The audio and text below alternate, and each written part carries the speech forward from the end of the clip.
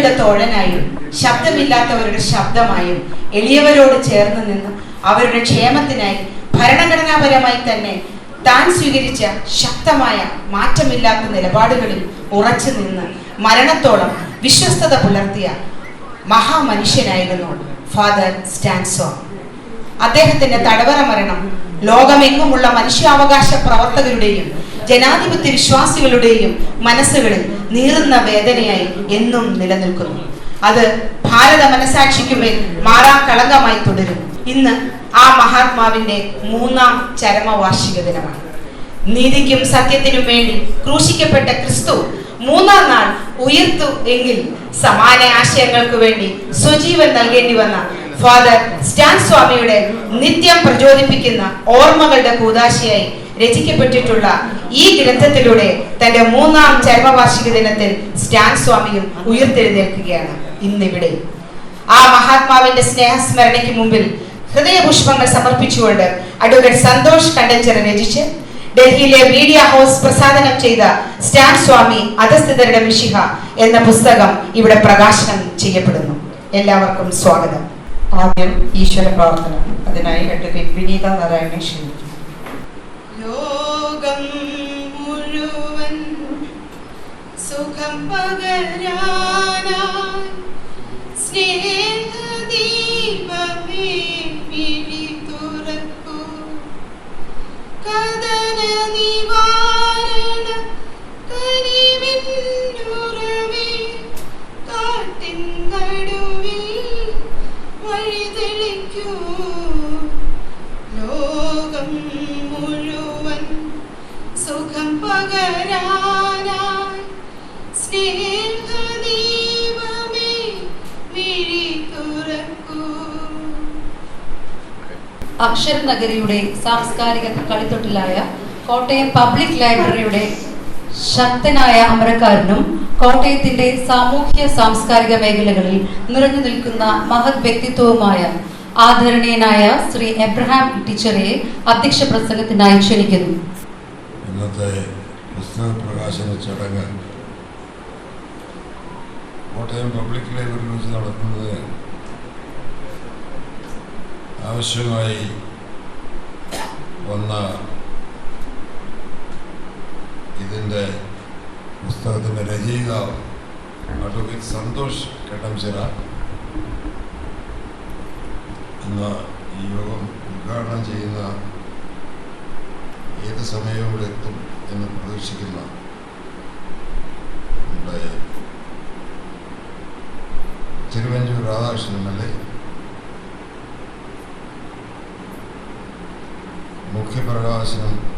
പ്രഭാഷണം നടത്തുന്ന ശ്രീ ലിജോ കാപ്പൻ, പ്രകാശനം നടത്തുന്ന ഉടനെ തന്നെ വന്നു ചേരും എന്ന് പ്രതീക്ഷിക്കുന്ന Shri Francis George MP, father Emil Pullikkattil, doctor Paul മണലിൽ,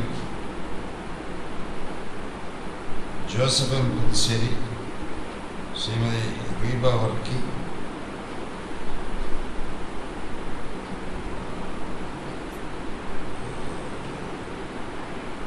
രാജശ്രീകുമാർ വർമ്മ പുസ്തകം പരിചയപ്പെടുത്തും. ബാക്കി യോഗത്തിൽ സംബന്ധിക്കുന്ന പ്രിയങ്കരരായ സുഹൃത്തുക്കളെ, ലൈബ്രറി അംഗങ്ങളെ, ബഹുമാന്യരായ അച്ഛന്മാരെ, ഞാൻ ഈ യോഗത്തെപ്പറ്റി സന്തോഷ് കണ്ടഞ്ചിറ എൻ്റെ ഒരു ഏറ്റവും അടുത്ത ഒരു സുഹൃത്താണ്. അദ്ദേഹം എന്ന് പറഞ്ഞപ്പോൾ ഞാൻ പറഞ്ഞു 3 മണി സമയത്ത് ഒരു മീറ്റിംഗ് കോട്ടയത്ത് വെച്ചാൽ അതും ഈ കാലാവസ്ഥയുടെ വലിയ പ്രാതികൂല്യങ്ങളൊക്കെ ഉണ്ടായിക്കൊണ്ടിരിക്കുന്ന ഈ കാലഘട്ടത്തിൽ അത് എന്തുമാത്രം ശരിയാവും. It should have been either in the morning at 10 o'clock or at 5 o'clock in the evening. Should have been better. പക്ഷെ ഞാൻ ഉദ്ദേശിച്ചതിൽ കൂടുതൽ ആളുകളിലൂടെ വന്നു എന്ന് കാണുന്നത് എനിക്ക് വളരെ സന്തോഷം പകുതിയാണ്. കാരണം ധാരാളം ഈ പുസ്തക റിലീസുകൾ ഇവിടെ നടന്നിട്ടുള്ളൊരു സ്ഥലമാണ്. ഞാൻ തകഴി ശങ്കരപ്പിള്ളയുടെ പുസ്തകങ്ങൾ തുടങ്ങി സാഹിത്യകാരന്മാർ മിക്കവാറും എല്ലാവരുടെയും പുസ്തകങ്ങൾ കഴിഞ്ഞ് 42 കൊല്ലത്തിനിടെ എൻ്റെ പ്രസിഡൻഷിപ്പിൽ ആ കാലഘട്ടത്തിൽ അതെല്ലാം ഞാൻ ഓർക്കുകയാണ്. അവിടെ ഒന്നും ഈ സമയത്ത് വെച്ചിരുന്നെങ്കിൽ ആൾ വരത്തില്ലായിരുന്നു. കാര്യം ആളുകൾ 4 കഴിഞ്ഞൊക്കെ വരത്തുള്ളൂ. പക്ഷേ I am extremely happy to find that the citizens of Kottayam have risen up to the occasion and made the hall almost full. അത് ഒരു കണക്കിൽ നോക്കുകയാണെങ്കിൽ ഒരു പരിഹാരക്രിയയാണ്. ഇത് ചെയ്യാനുള്ളൊരു ബാധ്യത നമ്മുടെ തലയിൽ ഉണ്ടായിരുന്നു. കാരണം സ്റ്റാൻ സ്വാമി അച്ഛൻ നിഷ്ഠൂരമായ ജയിൽവാസത്തിനും ആ കൂട്ടത്തിൽ ഉണ്ടായ മരണത്തിനും ഒക്കെ ശേഷം ഒരു ചെറുവിരൽ പോലും, ഒരു പുൽത്തുരുമ്പ് പോലും കേരളത്തിൽ അനങ്ങിയിട്ടില്ല. അത് ഏറ്റവും വലിയൊരു എന്താ പറയുന്ന ഒരു പെശക് എന്ന് പറയുന്ന സാംസ്കാരിക ച്യുതി എന്നൊക്കെ പറയാവുന്ന രീതിയിലുള്ള ഒരു വലിയൊരു സങ്കടകരമായ വസ്തുതയായി. അദ്ദേഹത്തെ പറ്റിയുള്ള ഓർമ്മകൾ 3-ാം കൊല്ലത്തെ ഈ ആഘോഷത്തിൽ ശക്തി പ്രാപിക്കുവാൻ സന്തോഷ് കണ്ണഞ്ചിറ ചെയ്തിട്ടുള്ള ഈ യജ്ഞം, ഈ പുസ്തകം റിലീസ് നടത്തിക്കൊണ്ട് ഇപ്പോൾ തെറ്റ് മനസ്സിലാക്കിയിട്ടുള്ള ധാരാളം ആളുകൾ വരാനിടയാക്കിക്കൊണ്ട് ഇത് നടക്കുന്നുവെന്ന് കാണുന്നത് വലിയ സന്തോഷകരമായ ഒരു വസ്തു തന്നെയാണ് എന്നെ സംബന്ധിച്ച്.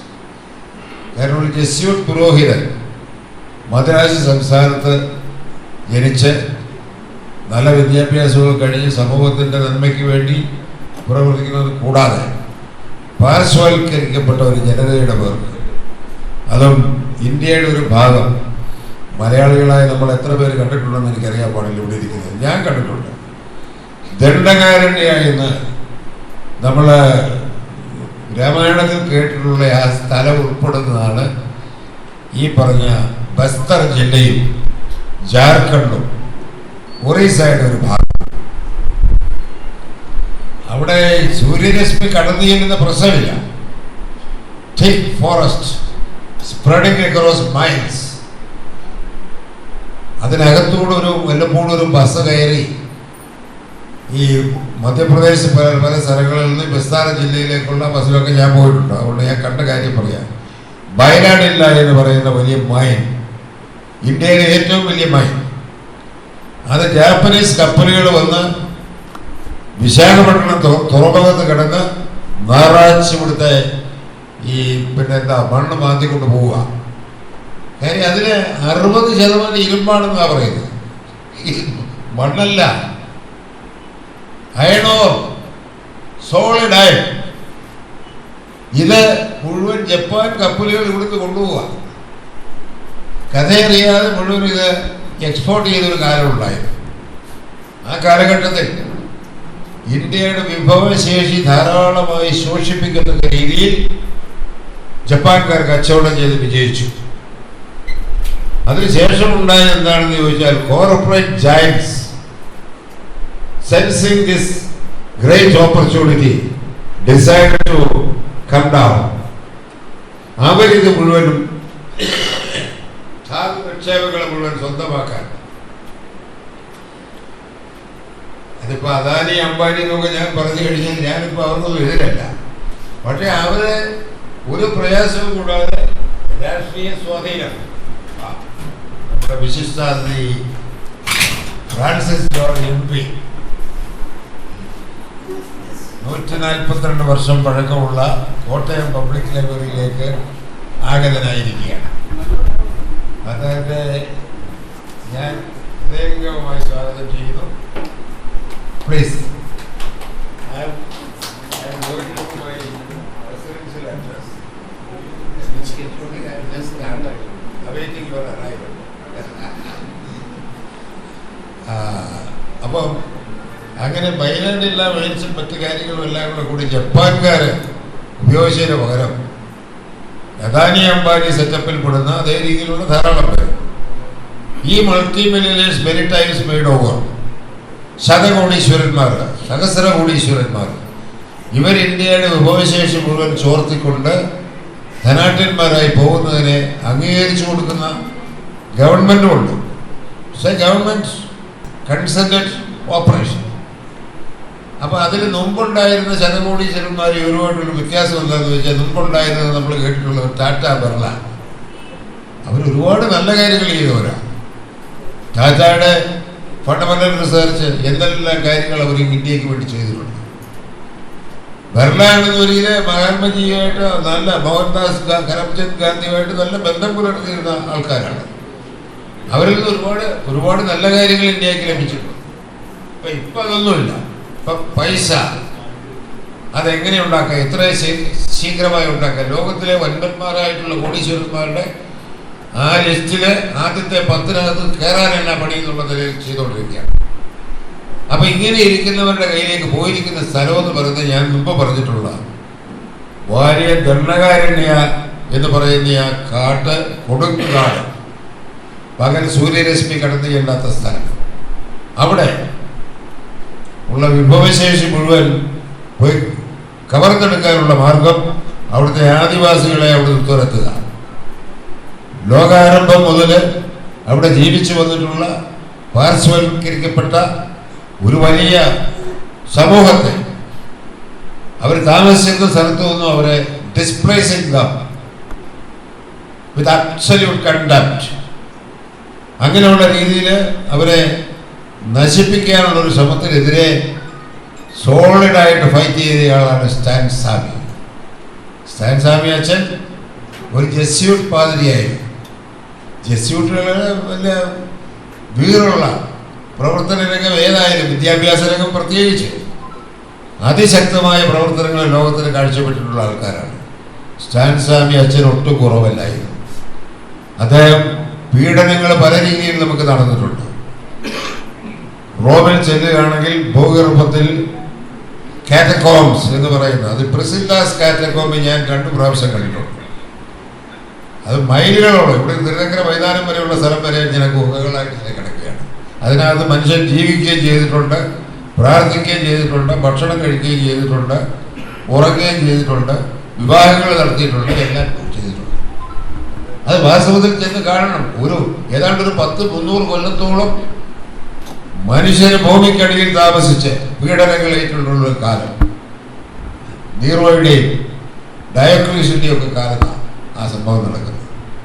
അങ്ങനെയുള്ള പീഡനങ്ങളേറ്റ് കണ്ടു കഴിഞ്ഞാൽ അപ്പോഴേ വഴിവെക്കിലെ ഈ തൂണുകളിൽ അവരെ കെട്ടിയിട്ട് എണ്ണയൊഴിച്ച് കത്തിക്കും. രാത്രി ഈ പാക്സ് റൊമാന എന്ന് പറയുന്ന വഴിവീതികളിലൊക്കെ ഇവരെ കത്തിക്കുമായിരുന്നു. അത് കഴിഞ്ഞ് സ്പാനിഷ് ഇൻക്വിസിഷൻ കാലത്ത് ഇതുപോലെയുള്ള സംഭവങ്ങൾ ഉണ്ടായിട്ട് മനുഷ്യരെ പൂർണ്ണമായിട്ട് എണ്ണയ്ക്കകത്തിട്ട് കത്തിക്കുക, എണ്ണ ദേഹം മുഴുവൻ പെരട്ടിയതിന് ശേഷം തീ വെക്കുക. ഏതെല്ലാം ക്രൂരമായ പീഡനങ്ങൾ കണ്ടുപിടിക്കാമോ അത് മുഴുവൻ കണ്ടുപിടിച്ച കാലമാണ് സ്പാനിഷ് ഇൻക്വിസിഷൻ നടക്കുന്ന കാലം.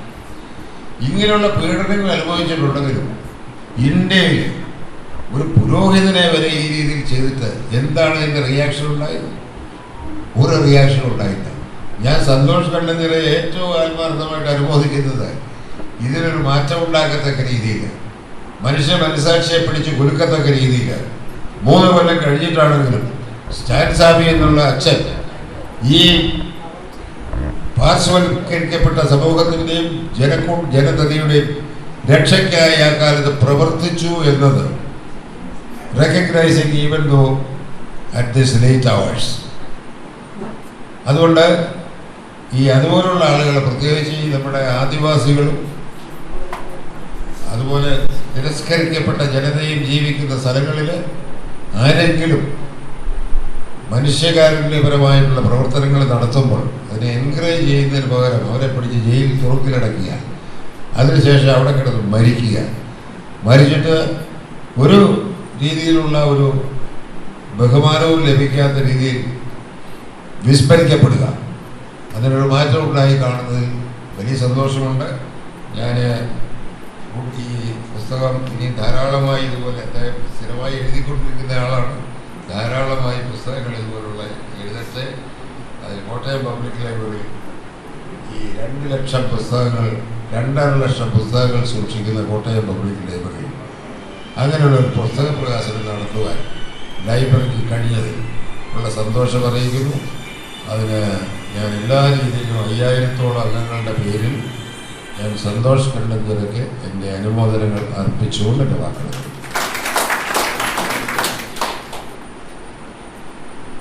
മുഖ്യ പ്രഭാഷണം ശ്രീ ഡിജോക്ക. ആദരണീയനായ M D Shri Francis, Shri Krisseri, Shri Paul Panali, Shri E V Binu, പ്രിയപ്പെട്ട സന്തോഷ്, പ്രിയപ്പെട്ട അച്ഛ, ശ്രീകുമാർ, മറ്റ് വിശിഷ്ട വ്യക്തിത്വങ്ങളെ, പ്രധാനപ്പെട്ട വൈദികരെ, മതേതരവാദിയെന്നും ദേശദ്രോഹിയെന്നും ഭരണകൂടം ജയിലിലടച്ച് കൊലപ്പെടുത്തിയത് വിശുദ്ധനായ ഒരു മനുഷ്യനെയായിരുന്നു. ഇങ്ങനെ പറഞ്ഞത് ബീഹാറിലെ സിംഗ് ഭൂമിയിൽ ഫാദർ സ്റ്റാൻ സ്വാമിയോടൊപ്പം സന്നദ്ധ പ്രവർത്തനം നടത്തിയ ശ്രീ സ്റ്റാൻ തെക്കക്കര. ഇദ്ദേഹവുമായി ഒരുമിച്ച് ഒരു കുടിസുമുറിയിലായിരുന്നു 70കളിൽ അവർ ജീവിച്ചിരുന്നത്. വളരെ കുറച്ച് മാത്രം ഭക്ഷണം കഴിച്ച് സഹജീവികളുടെ ഉയർച്ചയല്ലാതെ മറ്റൊന്നും ലക്ഷ്യം കാണാതെ ജീവിച്ച ആ സന്യാസി വര്യൻ മുറിയിൽ ഒരു പ്രാണി പോലും കയറിയാൽ അതിനെ കൊല്ലുവാൻ പോലും അനുവദിക്കില്ലായിരുന്നു എന്നാണ് സ്വാമിയെക്കുറിച്ച് ശ്രീ തെക്കക്കര രേഖപ്പെടുത്തിയിരിക്കുന്നത്. ദേഷ്യം വരുമ്പോൾ സഹജീവികളോട് വളരെ മൃദുഭാഷയിൽ മാത്രമായിരുന്നു അദ്ദേഹം സംസാരിച്ചിരുന്നത്. അങ്ങനെ ഒരു മനുഷ്യനെയാണ് ചിലർ ഭീകരരെന്ന് വിളിച്ച് വെള്ളം കുടിക്കുവാൻ ഒരു സ്ട്രോ ഫ്ലാസ് പോലും നിഷേധിച്ചത്. ചികിത്സ നൽകാതെ, ജാമ്യം നൽകാതെ ഒടുവിൽ മരണത്തിന് എറിഞ്ഞു കൊടുത്തത് അങ്ങനെ ഒരു വിശുദ്ധനെയായിരുന്നു എന്നാണ് തെക്കേക്കര അദ്ദേഹത്തിൻ്റെ ഓർമ്മക്കുറിപ്പിൽ പറഞ്ഞു വയ്ക്കുന്നത്. റോമൻ കത്തോലിക്ക സഭയിലെ ഈശോ സഭ വിഭാഗം അല്ലെങ്കിൽ ജെസ്യൂട്ട് എന്ന പേരിൽ ഉള്ള സന്യാസ സമൂഹത്തിലായിരുന്നു അദ്ദേഹത്തിൻ്റെ ജീവിതത്തിൻ്റെ നല്ലൊരു ഭാഗവും ചിലവഴിച്ചത്. തമിഴ്നാട്ടിലെ തിരുച്ചിറപ്പള്ളിയിൽ 1937 ഏപ്രിൽ 26 ജനിച്ച സ്റ്റാൻ സ്വാമി വൈദിക പഠനത്തിന് ശേഷം 1970കളിൽ ദൈവശാസ്ത്രം പഠിക്കുന്നതിനായി ഫിലിപ്പൈൻസിലേക്ക് പോവുകയും അവിടെ നിന്നും സാമൂഹ്യ ശാസ്ത്രത്തിൽ ബിരുദാനന്ദ ബിരുദം കരസ്ഥമാക്കുകയും ചെയ്തു. പിന്നീട് ബ്രസീലിയൻ കത്തോലിക്ക ആർച്ച് ബിഷപ്പ് പോൾഡർ സെനറ്റുമായിട്ടുള്ള അദ്ദേഹത്തിൻ്റെ സൗഹൃദമാണ് അദ്ദേഹത്തിന് സേവന പ്രവർത്തനങ്ങളിലേക്ക്, പ്രത്യേകിച്ച് പിന്നോക്കം നിൽക്കുന്ന ആദിവാസി ദളിത് പ്രവർത്തകരുടെ ക്ഷേമത്തിനായി അദ്ദേഹം ഇറങ്ങിത്തിരിക്കാനുണ്ടായ ഒരു കാരണം. 1975 മുതൽ 86 വരെയുള്ള കാലഘട്ടങ്ങളിൽ അദ്ദേഹം ജെസ്യൂട്ടുകൾ നടത്തുന്ന ബാംഗ്ലൂരിലെ ഇന്ത്യൻ സോഷ്യൽ ഇൻസ്റ്റിറ്റ്യൂട്ടിൻ്റെ ഡയറക്ടറായി പ്രവർത്തിക്കുകയായി. രാജ്യത്തെ ആദിവാസികളുടെ സംരക്ഷണം, ക്ഷേമം, വികസനം എന്നിവയ്ക്കായി ആദിവാസി സമുദായങ്ങൾ മാത്രം ഉൾപ്പെടുന്ന ഒരു ഗോത്ര ഉപദേശക സമിതി ഭരണഘടനയുടെ 5ാം ഷെഡ്യൂളിൽ വ്യവസ്ഥ ചെയ്യുന്നുണ്ടെന്നും ഇത് നടപ്പാക്കാത്തതിനെതിരെയുമായിരുന്നു സ്റ്റാൻ സ്വാമി എന്നും സംസാരിച്ചിരുന്നത്, അതിനെ ചോദ്യം ചെയ്തിരുന്നത്. സ്റ്റാൻ സ്വാമിയുടെ പ്രവർത്തനം മുഴുവൻ കിഴക്കൻ സംസ്ഥാനങ്ങളിലെ ആദിവാസികൾക്കിടയിലെ ആദിവാസി ദളിത് പ്രശ്നങ്ങളിൽ അദ്ദേഹത്തിൻ്റെ സജീവ സാന്നിധ്യം ഇന്നുണ്ടായിരുന്നു. 86-ൽ ജാർഖണ്ഡിലെത്തിയ സ്റ്റാൻ സ്വാമി അവിടുത്തെ പൊതുസമ്പത്ത് ഏറെയുള്ള ആദിവാസി സമൂഹ മേഖലകളിലെ ഭൂമി കുത്തകൾ കൈവശപ്പെടുത്തുന്നതിനെതിരെ അദ്ദേഹം രംഗത്ത് വന്നിരുന്നു. അതിനുവേണ്ടി ആദിവാസികളെ കുടിയിറക്കുന്നതിനായിരുന്നു അദ്ദേഹത്തിൻ്റെ കുടിയിറക്കുന്നതിനെതിരെയുള്ള ശബ്ദം പൊതുസമൂഹത്തിൽ എത്തിക്കുന്നതിനായിരുന്നു അദ്ദേഹം ഏറെ നേരം ചെലവഴിച്ചത്. കുടിയിറക്കന് വിധേയരാകേണ്ടി വന്ന ആദിവാസികളിൽ അവകാശബോധം ഉണ്ടാകുന്നതിനും ചൂഷണത്തിനെതിരെ അവരെ സജ്ജരാക്കി എന്നതാണ് സമ്പന്ന കുത്തകൾക്ക് സ്റ്റാൻ സ്വാമിയോട് വിരോധം ഉണ്ടാകാനുള്ള ഏക കാരണം. അന്യായമായി ജയിലിലടയ്ക്കപ്പെട്ട 3000-ഓളം ആദിവാസികളുടെ കഥ 2010-ൽ സ്റ്റാൻ സ്വാമി പ്രസിദ്ധീകരിച്ചതോടെ അദ്ദേഹത്തെ ചിലർ അർബൻ നക്സലായി, ചിലർ മാവോയിസ്റ്റുകളായി മുദ്രയടിക്കപ്പെടുകയായി. ഇങ്ങനെ മുദ്രയടിച്ച് ജയിലിലടയ്ക്കപ്പെട്ട സ്ത്രീപുരുഷന്മാരെ മോചിപ്പിക്കുന്നതിനായി അദ്ദേഹവും സുധാര ഭരദ്വാജയും ചേർന്ന് പീഡിത തടവുകാരുടെ സോളിഡാരിറ്റി കമ്മിറ്റി രൂപീകരിച്ചതോടുകൂടി ഫാദർ സ്റ്റാൻ സ്വാമിയെ അവർ മാവോയിസ്റ്റുകളാക്കി ചിത്രീകരിക്കാൻ തുടങ്ങി.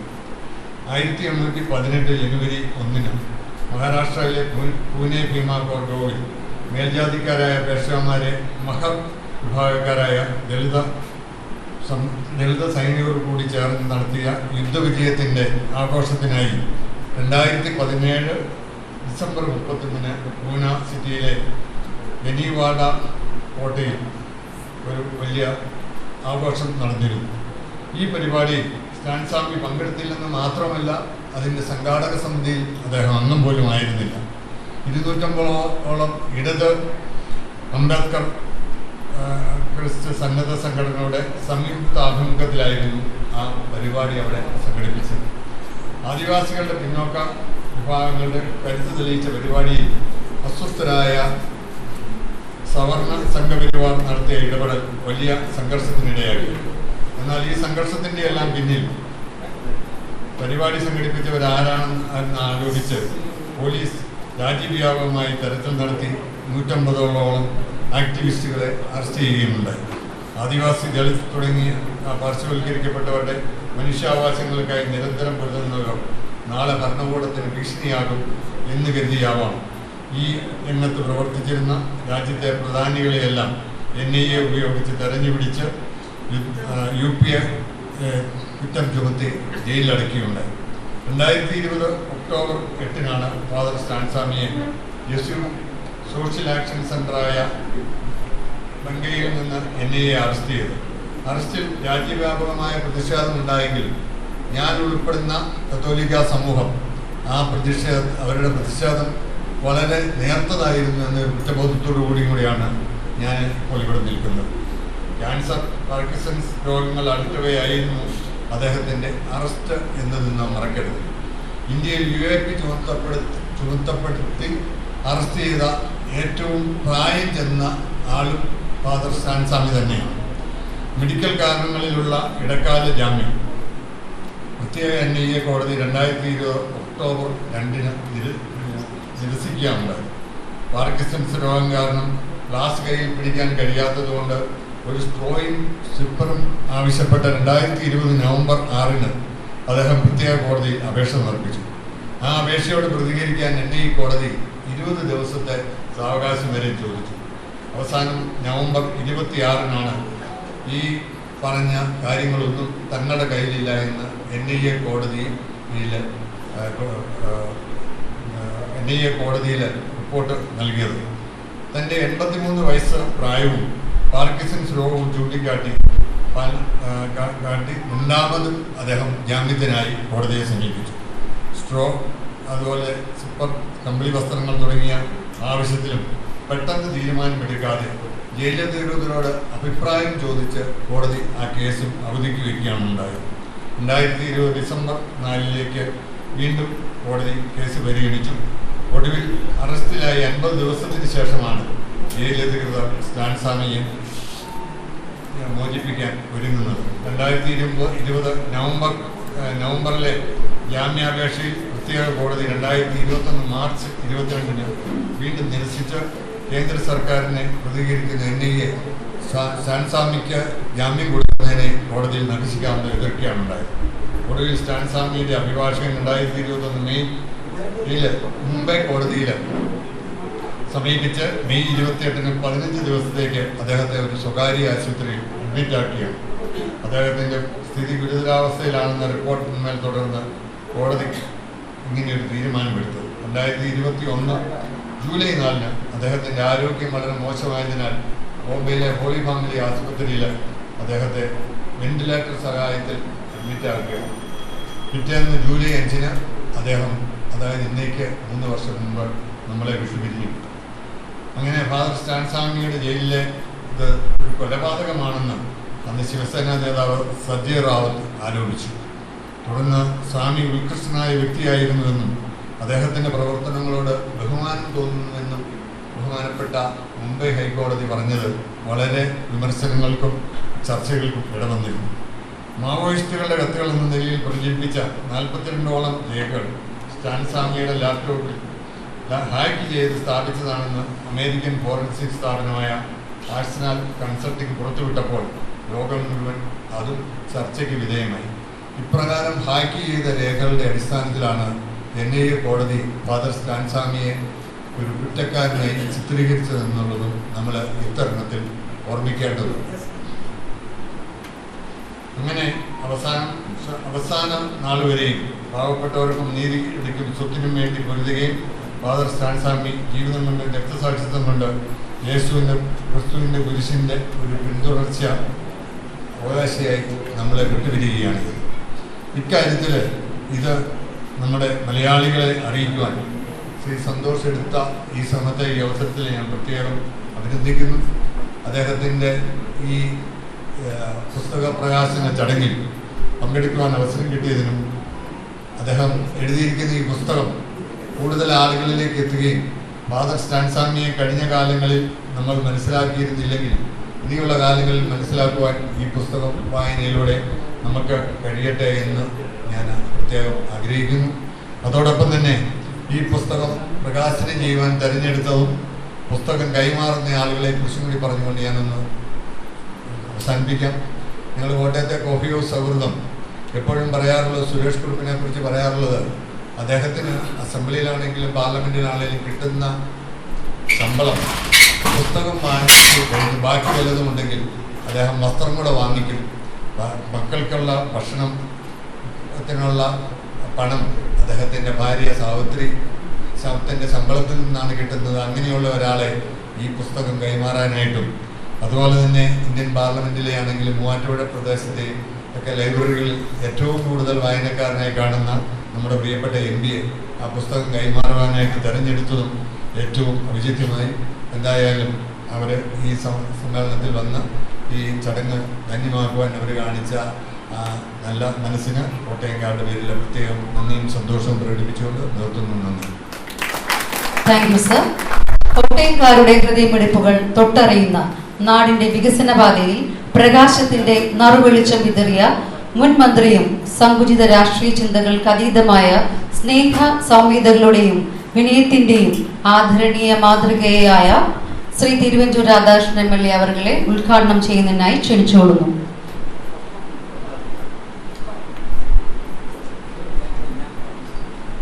തിരുവഞ്ചൂർ സാർ പറയുന്നത് പുസ്തകം കൈമാറ്റം ചെയ്തതിന് ശേഷം ഉദ്ഘാടനം ചെയ്യാമെന്നാണ്. സോ സത്യസന്ധതയുടെയും ആത്മാർത്ഥതയുടെയും ശക്തമായ പാരമ്പര്യം ഉയർത്തിപ്പിടിക്കുന്ന കോട്ടയത്തിൻ്റെ പ്രിയങ്കരനായ MP-യും ആദർശ രാഷ്ട്രീയത്തിൻ്റെ വക്താവുമായ സമുന്നതനായ വ്യക്തിത്വത്തിനുടമയായ ശ്രീ ഫ്രാൻസിസ് ജോർജ് MP-യെ പ്രകാശനത്തിനായി ക്ഷണിച്ചുകൊള്ളുന്നു. അതോടൊപ്പം തന്നെ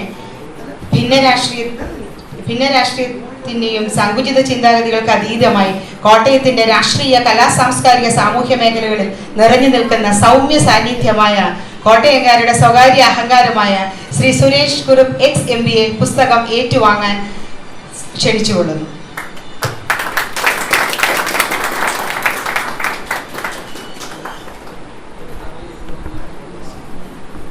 പ്രിയങ്കരനായ സമ്മേളന അധ്യക്ഷൻ, കോട്ടയം പബ്ലിക് ലൈബ്രറിയുടെ പ്രസിഡന്റ് കൂടിയായിട്ടുള്ള ശ്രീ എബ്രഹാം വെട്ടിച്ചെറിയാൻ, ഈ സമ്മേളനം ഉദ്ഘാടനം ചെയ്യുന്ന പ്രിയങ്കരനായ Shri Thiruvanchoor Radhakrishnan MLA,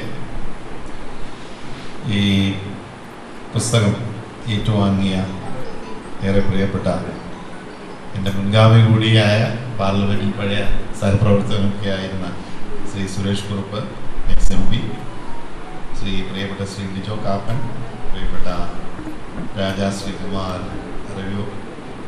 Varma, Shri KM Abraham, KM Thaha Moulavi, father Emil Pullikkattil, doctor Paul Manalil, Joshi Mathew, VV Binu, K Anilkumar, D Ashok, Filson Mathew തുടങ്ങി ഈ വേദിയിലുള്ള ശ്രീ ജോസഫ് പുതുശ്ശേരി തുടങ്ങി ഈ വേദിയിലുള്ള ആദരണീയരായ വ്യക്തികളെ, പ്രിയമുള്ള സഹോദരി സഹോദരന്മാരെ, സുഹൃത്തുക്കളെ ഞാൻ ഒട്ടും ദീർഘിപ്പിക്കുന്നില്ല.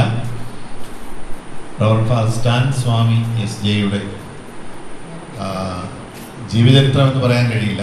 അദ്ദേഹത്തിൻ്റെ ഏറ്റവും ഒടുവിലത്തെ ജീവിതാന്ത്യത്തിൽ അദ്ദേഹം നേരിടേണ്ടി വന്ന പീഡനങ്ങൾ, പ്രശ്നങ്ങളെല്ലാം കുറിച്ചുള്ള ഒരു ലഘുവിവരണം എന്ന് വേണമെങ്കിൽ ഈ പുസ്തകത്തെ വിശേഷിപ്പിക്കാം. ശ്രീ സന്തോഷ് കണ്ടഞ്ചിറ ഇങ്ങനെ ഒരു രചന നടത്തിയത് എന്തുകൊണ്ടും നന്നായി എന്നുള്ളതാണ്. അത് ബഹുമാനപ്പെട്ട സ്റ്റാൻസ്വാമി അച്ഛനെക്കുറിച്ച് കൂടുതൽ അറിയാനുള്ള ഒരു മാർഗം എന്നുള്ളതിനെ പോലെ തന്നെയോ അല്ലെങ്കിൽ അതിനേക്കാൾ കൂടുതൽ ഈ രാജ്യത്ത് നമ്മുടേതൊരു ജനാധിപത്യ രാജ്യമാണ്. ഈ രാജ്യത്ത് ജനാധിപത്യ അവകാശങ്ങൾ നിഷേധിക്കപ്പെടുന്നതിൻ്റെ നല്ലൊരു ഉദാഹരണമാണ്. കോടതികൾ പോലും ഒരു മനുഷ്യത്വപരമായി കാണാതെ എത്ര ക്രൂരമായ തെറ്റ് ചെയ്ത ആളാണെങ്കിലും ആളോട് പോലും ഒരു മനുഷ്യത്വം കാണിക്കണം എന്ന് നമ്മൾ പറയാറുണ്ടല്ലോ. ഇവിടെ എല്ലാ നിയമവ്യവസ്ഥകളെയും ലംഘിച്ചുകൊണ്ട് എന്ന് തന്നെ പറയേണ്ടിയിരിക്കുന്നു. കടുത്ത നിലപാട് സർക്കാർ എടുത്തു. അതിനനുകൂലമായ നിലപാട് നിരന്തരമായി പല അവസരങ്ങളിൽ കോടതിയും എടുത്തു. അവസാനം അദ്ദേഹത്തിന്റെ മരണത്തിൽ കലാശിച്ച വളരെ ദുഃഖകരമായിട്ടുള്ള ഒരു സാഹചര്യം. ഞാനിപ്പോൾ SLS കോളേജിന്റെ ഡയമണ്ട് ജൂബിലി സമ്മേളനത്തിൽ ഞങ്ങൾ രണ്ടുപേരും രാധാകൃഷ്ണൻ ഉണ്ടായിരുന്നു, അവിടെ പങ്കെടുത്തുകൊണ്ട്. നമ്മുടെ രാജ്യത്ത് ഇപ്പോൾ തെരഞ്ഞെടുപ്പൊക്കെ കഴിഞ്ഞു, പുതിയ പാർലമെന്റ് വന്നു, എല്ലാം പരിപാടികളൊക്കെ ആരംഭിച്ചിരിക്കുന്നു. ഏറ്റവും അടിസ്ഥാന പ്രശ്നം എന്ന് പറയുന്നത് നമ്മുടെ രാജ്യത്ത് ജനാധിപത്യം നിലനിർത്തുക എന്നുള്ളതാണ്. നമ്മളൊരു ഏകാധിപത്യ രീതിയിലേക്ക് പോവുക, അഭിപ്രായ സ്വാതന്ത്ര്യമില്ല, നമുക്ക് പ്രതിഷേധിക്കാൻ അവകാശമില്ല എന്നൊക്കെയുള്ള രീതിയിൽ നമ്മുടെ രാജ്യം മുന്നോട്ട് പോയാൽ എന്തായിരിക്കും? ഞാനൊരു ഉദാഹരണം പറഞ്ഞു. ഏകാധിപത്യം ആരെങ്കിലും വിമർശിക്കാൻ വേണ്ടിയിട്ടൊന്നുമല്ല. മാസങ്ങൾക്ക് മുൻപ് മാതൃഭൂമി ആഴ്ചപ്പതിപ്പിൽ വന്ന ഒരു മാതൃഭൂമിയുടെ ലെറ്റർ ടു ദ എഡിറ്റർ കോളത്തിൽ ഫ്രഞ്ച് കാർട്ടൂണിസ്റ്റ് മോളിയറുടെ ഒരു കാർട്ടൂൺ.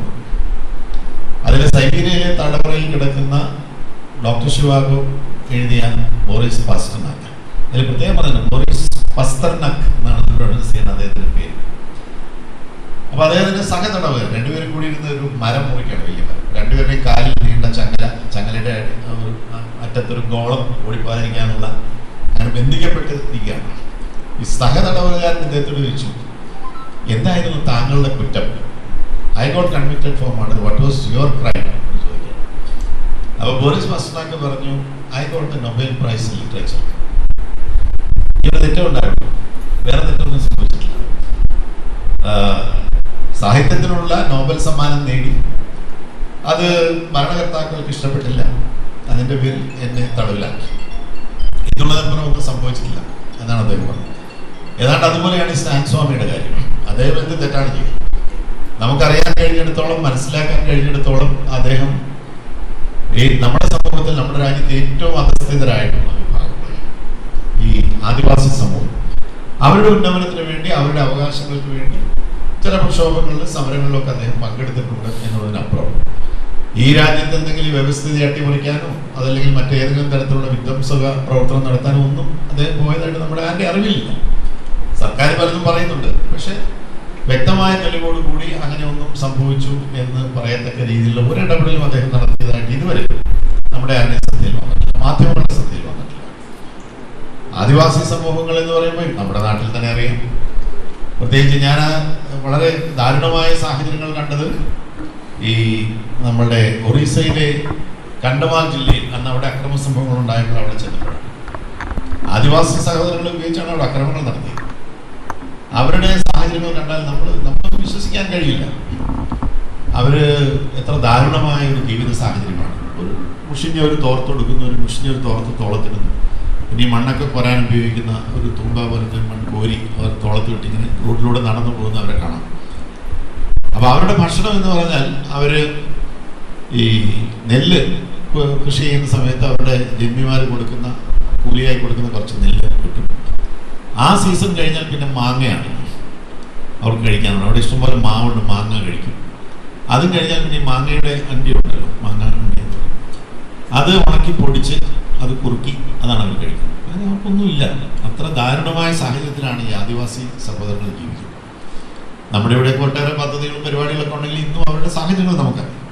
അപ്പൊ അങ്ങനെയുള്ള ഒരു സമൂഹം, വാസ്തവത്തിൽ അവരാണ് ഇവിടുത്തെ ആദ്യത്തെ ആളുകൾ, നമ്മളൊക്കെ പിന്നീട് വന്നവരാണ്. അവർക്ക് ഇന്ന് ഒരു ജനാധിപത്യ അവകാശമില്ല, ഒന്നുമില്ലാത്ത ഒരു സാഹചര്യത്തിൽ അത് ശരിയല്ല. അതിനെതിരെ ഒരു ശക്തമായ ഒരു സമരപരിപാടികളും പോരാട്ടങ്ങൾ അവരെ പഠിപ്പിക്കാനും അവരെ പ്രോത്സാഹിപ്പിക്കാനും ഒക്കെ ശ്രമിച്ചു എന്നുള്ള ഒരു തെറ്റ് മാത്രമേ ഇദ്ദേഹം ചെയ്തിട്ടുള്ളൂ എന്നാണ് നമുക്കിതുവരെ മനസ്സിലാക്കാൻ കഴിയുന്നത്. എന്തുവാകട്ടെ, അദ്ദേഹത്തിന് ഒരു പ്രാഥമികമായിട്ടുള്ള നീതി പോലും ജയിലിൽ അദ്ദേഹം കിടന്നിട്ടുണ്ട്. അദ്ദേഹത്തിന്റെ പ്രായം, അദ്ദേഹത്തിന്റെ രോഗം, ഇതൊന്നും പരിഗണിക്കാതെ കുടിക്കാൻ പോലും ഒരു ഗ്ലാസ്, പാർക്കിൻസൺസ് മൂലം അദ്ദേഹത്തിന് ഒരു ഗ്ലാസ് വെള്ളം പോലും എടുത്ത് കുടിക്കാൻ കഴിയില്ല. ഒരു സ്ട്രോ ചോദിച്ചിട്ട് പോലും കൊടുക്കാൻ മടിച്ച ഒരു ഭരണ സംവിധാനം. അതിപ്പോൾ ഏത് പാർട്ടിയെന്നോ ഏത് മുന്നണിയെന്നോ ഗവൺമെൻറ്റോ എന്നുള്ളതല്ല, ആരാണെങ്കിലും ആര് ചെയ്താലും അത് ശരിയല്ല. അപ്പോൾ അതിനെ നമ്മൾ ആ രീതിയിൽ മാത്രമേ കാണുന്നു, രാഷ്ട്രീയമായിട്ട് നമ്മൾ കാണേണ്ട കാര്യമില്ല. അപ്പോൾ അങ്ങനെയുള്ള സാഹചര്യങ്ങൾ നമ്മുടെ രാജ്യത്ത് ഒരു കാരണവശാലും വരാൻ പാടില്ല. ഇങ്ങനെയൊക്കെ ഇവിടെ സംഭവിച്ചു എന്നുള്ളത് ഒരു കുറ്റബോധത്തോടു കൂടി നമ്മൾ ഓരോരുത്തരും ഓർക്കേണ്ടതാണ്. അതിന് നമ്മെ പ്രേരിപ്പിക്കുന്ന, ഭാവിയിൽ ഇങ്ങനെയുള്ള സംഭവങ്ങൾ ആവർത്തിക്കാതിരിക്കാൻ നമ്മളെ പ്രേരിപ്പിക്കുന്ന ഒരു രചനയായി ഈ പുസ്തകത്തെ തീർച്ചയായിട്ടും നമ്മൾ കാണണം. അപ്പോൾ അതിലൂടെ നോക്കുമ്പോൾ, ആ ഒരു വീക്ഷണത്തിലൂടെ നമ്മൾ നോക്കുമ്പോൾ ജനാധിപത്യം സംരക്ഷിക്കാനും ജനാധിപത്യ അവകാശങ്ങൾ സംരക്ഷിക്കാനുമുള്ള പോരാട്ടത്തിന് വലിയൊരു സംഭാവനയായി തീർച്ചയായിട്ടും ഈ രചനയെ കാണേണ്ടിയിരിക്കുന്നു. അതിന് പ്രത്യേകിച്ച് ഗ്രന്ഥകർത്താവിനെ പ്രത്യേകമായിട്ട് അനുമോദിക്കുന്നു. നിങ്ങളെല്ലാം അനുമതിയോടുകൂടി ഈ പുസ്തകം പ്രകാശനം ചെയ്തതായി അറിയിച്ചുകൊണ്ട് ഞാൻ എൻ്റെ കളിയെ വാർത്തക്കുന്നു. എല്ലാവർക്കും താങ്ക് യു സർ. ഭിന്ന രാഷ്ട്രീയ സങ്കുചിത ചിന്താഗതികൾക്ക് അതീതമായി കോട്ടയത്തിൻ്റെ രാഷ്ട്രീയ കലാ സാംസ്കാരിക സാമൂഹ്യ മേഖലകളിൽ നിറഞ്ഞു നിൽക്കുന്ന സൗമ്യ സാന്നിധ്യമായ കോട്ടയംകാരുടെ സ്വകാര്യ അഹങ്കാരമായ ശ്രീ സുരേഷ് കുറുപ്പ് XMBയെ വേദിയിലേക്ക് ക്ഷണിച്ചുകൊള്ളു. ഈ ചടങ്ങിൽ അധ്യക്ഷത വഹിക്കുന്ന പ്രിയപ്പെട്ട ശ്രീ രാധാകൃഷ്ണൻ, പ്രിയപ്പെട്ട ശ്രീ കാപ്പൻ,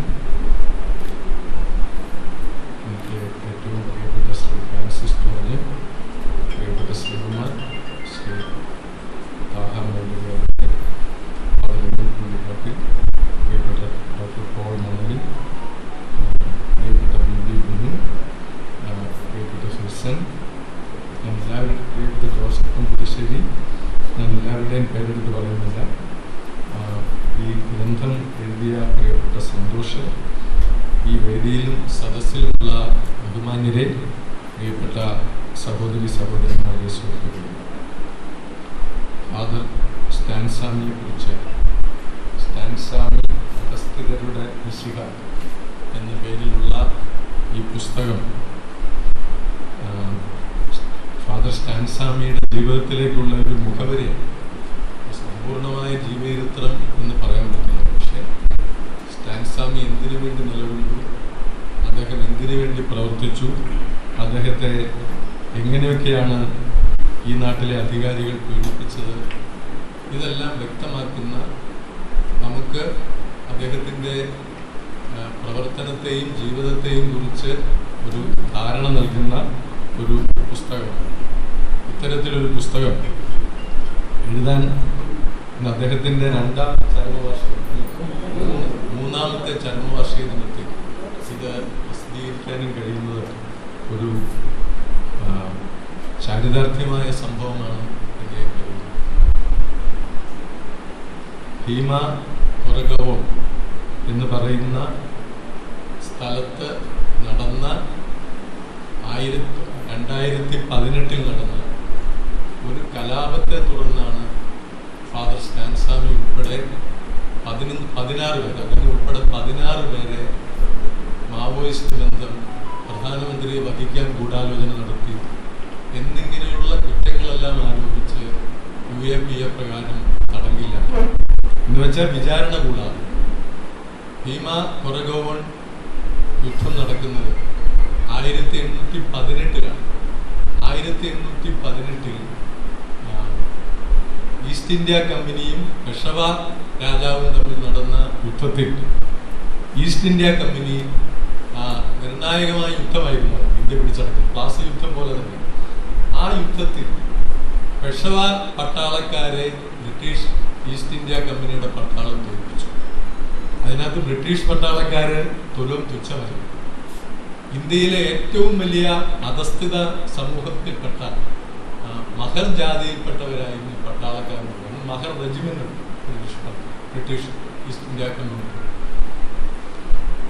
ആ മഹർ റെജിമെന്റിൽപ്പെട്ട അധസ്ഥിതരായിട്ടുള്ള ജാതി ശ്രേണിയിൽ ഏറ്റവും താഴ്ന്ന ഈ പട്ടാളക്കാരാണ് തങ്ങളെ എല്ലാ കാലത്തും ജാതീയമായി അപമാനിക്കുകയും അപഹസിക്കുകയും അടിച്ചമർത്തുകയും ചെയ്തിരുന്ന പെഷവാ സൈന്യത്തെ തോൽപ്പിച്ചോടിച്ചു. അപ്പൊ അതിന്റെ സ്മാരകമായി ബ്രിട്ടീഷുകാര് അവിടെ ഒരു സ്തൂപം, ഒരു രക്തസാക്ഷ്യം ഉണ്ടാവും പോലെ ഒന്ന് ഉയർത്തി. അതിൽ മുഴുവൻ ഈ മരണമടഞ്ഞ മഹൽ പട്ടാളക്കാരുടെ പേരുകളുണ്ടാവും. 1927 ഏതാണ്ട് 100 വർഷം കഴിഞ്ഞു ബാബാ സാഹിബ് അംബേദ്കർ ഈ സ്ഥലം സന്ദർശിച്ചു. അദ്ദേഹം ഈ നാട്ടിലെ ദളിത് സമൂഹത്തോട് പറഞ്ഞു, ഈ നാട്ടിലെ ദളിതരുടെ ആത്മവിശ്വാസത്തിന്റെ പ്രതീകമാണ് ഈ സ്തംഭം. അദ്ദേഹം മഹർ ജാതിയിൽപ്പെട്ട ആളായിരുന്നു. മഹർ പട്ടാളക്കാര് ജാതി ശ്രേണിയിൽ ഉയർന്നു നിൽക്കുന്ന പെഷവായെയും അദ്ദേഹത്തിന്റെ പട്ടാളക്കാരെയും തോൽപ്പിച്ചോടിച്ചത് ഇന്ത്യ രാജ്യത്തെ ജാതി വ്യവസ്ഥക്കെതിരായിട്ടുള്ള നിർണായകമായ പ്രഹരമായിരുന്നു. അതുകൊണ്ട് ഇത് ഈ നാട്ടിലെ അധസ്ഥിത ജനവിഭാഗങ്ങളുടെ അഭിമാന സ്തംഭമാണ് എന്നത്. അതിനുശേഷം എല്ലാ വർഷവും ഓരോ വർഷവും അത് കൂടിക്കൂടി വരികയായിരുന്നു.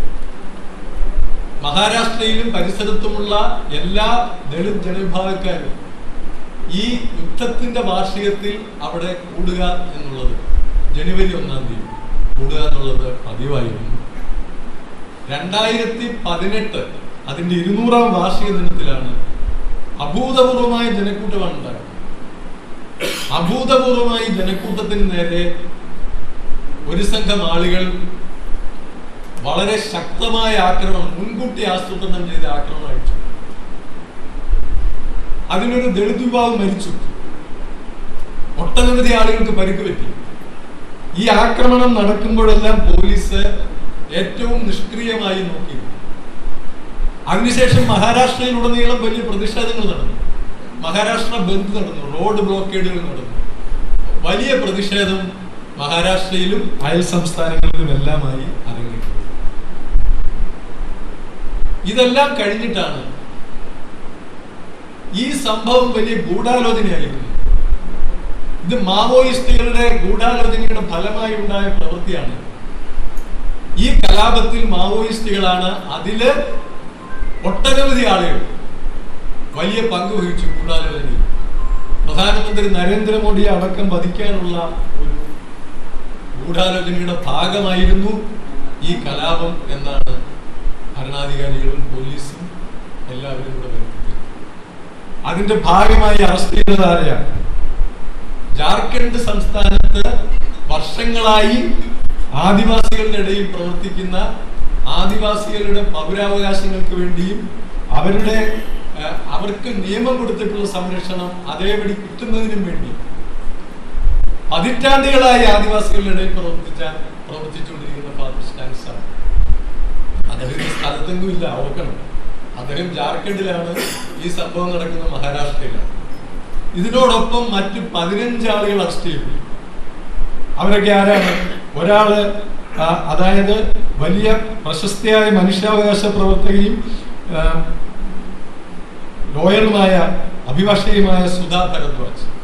അവര് നാഷണൽ ലോ യൂണിവേഴ്സിറ്റിയിലെ വിസിറ്റിംഗ് പ്രൊഫസർ സുധാ ഭരദ്വാജ്. പ്രധാനമന്ത്രി നരേന്ദ്രമോദിയെ വധിക്കാൻ ഗൂഢാലോചന നടത്തിയ മാവോയിസ്റ്റ്. ആനന്ദ് തെൽത്തുംബെ, ഇദ്ദേഹം ഗോവ ഇൻസ്റ്റിറ്റ്യൂട്ട് ഓഫ് മാനേജ്മെന്റിൽ പ്രൊഫസർ, ദളിത് ആക്ടിവിസ്റ്റാണ്. പ്രധാനമന്ത്രി നരേന്ദ്രമോദിയെ വധിക്കാൻ ഗൂഢാലോചന നടത്തി. പിന്നെ കബീർ കലാമഞ്ച് എന്ന് പറയുന്ന ഒരു ജനകീയ സാംസ്കാരിക വേദി. ആ സാംസ്കാരിക വേദിയിലെ 3 അംഗങ്ങൾ, 3 ഗായകരും അതുമായി ബന്ധപ്പെട്ട് പ്രവർത്തനം നടത്തിയ 3 ആളുകൾ. പിന്നെ ഒരാള് സുധീർ ധലാവാലെ, അദ്ദേഹം ദളിത് ആക്ടിവിസ്റ്റാണ്. ഷോമ സെൻ ഇംഗ്ലീഷ് പ്രൊഫസറാണ്, ഇവിടെ നാഗപ്പൂർ യൂണിവേഴ്സിറ്റിയിൽ ഇംഗ്ലീഷ് പ്രൊഫസറായിരുന്നു. ഇവരെല്ലാം ഗൂഢാലോചന നടത്തിയവരാണ്, ഓർത്തോണം, പ്രധാനമന്ത്രിയെ വധിക്കാൻ. മഹേഷ് റാവൾ, അദ്ദേഹം വന അവകാശ നിയമത്തിനും വനസംരക്ഷണത്തിനും വേണ്ടിയിട്ടുള്ള വലിയ പ്രവർത്തനങ്ങൾ നടത്തുന്ന ആളാണ്. സുരേന്ദ്ര ഗാഡ്ലി മനുഷ്യാവകാശ പ്രവർത്തകനാണ്, അഭിഭാഷകനാണ്, ദളിത് ആക്ടിവിസ്റ്റാണ്. റോണ വിൽസൺ മലയാളിയാണ്, ഇതിനകത്തുള്ള ഒരു മലയാളിയാണ് റോണ വിൽസൺ. ഇദ്ദേഹം ഡൽഹിയിൽ PhD ഗവേഷണം നടത്തിക്കൊണ്ടിരിക്കുമ്പോഴാണ് പ്രധാനമന്ത്രിയെ വധിക്കാൻ ഗൂഢാലോചന നടത്തിയതും അറസ്റ്റിലായതും. വെർമൻ ഗോൺസാൽവസ്, അദ്ദേഹം രാഷ്ട്രീയ നിരീക്ഷകനാണ്, മുംബൈ ബേസ് ചെയ്ത് പ്രവർത്തിക്കുന്ന ആളാണ്. അരുൺ ഫെറേറിയ ഹ്യൂമൻ റൈറ്റ് മനുഷ്യാവകാശ പ്രവർത്തകനും അഭിഭാഷകനുമാണ്, അദ്ദേഹം മുംബൈയിലാണ്. ഹാനി ബാബ ഇംഗ്ലീഷിന്റെ അസോസിയേറ്റ് പ്രൊഫസറാണ്, ഡൽഹി യൂണിവേഴ്സിറ്റി. ഗൗതം നവലാഖ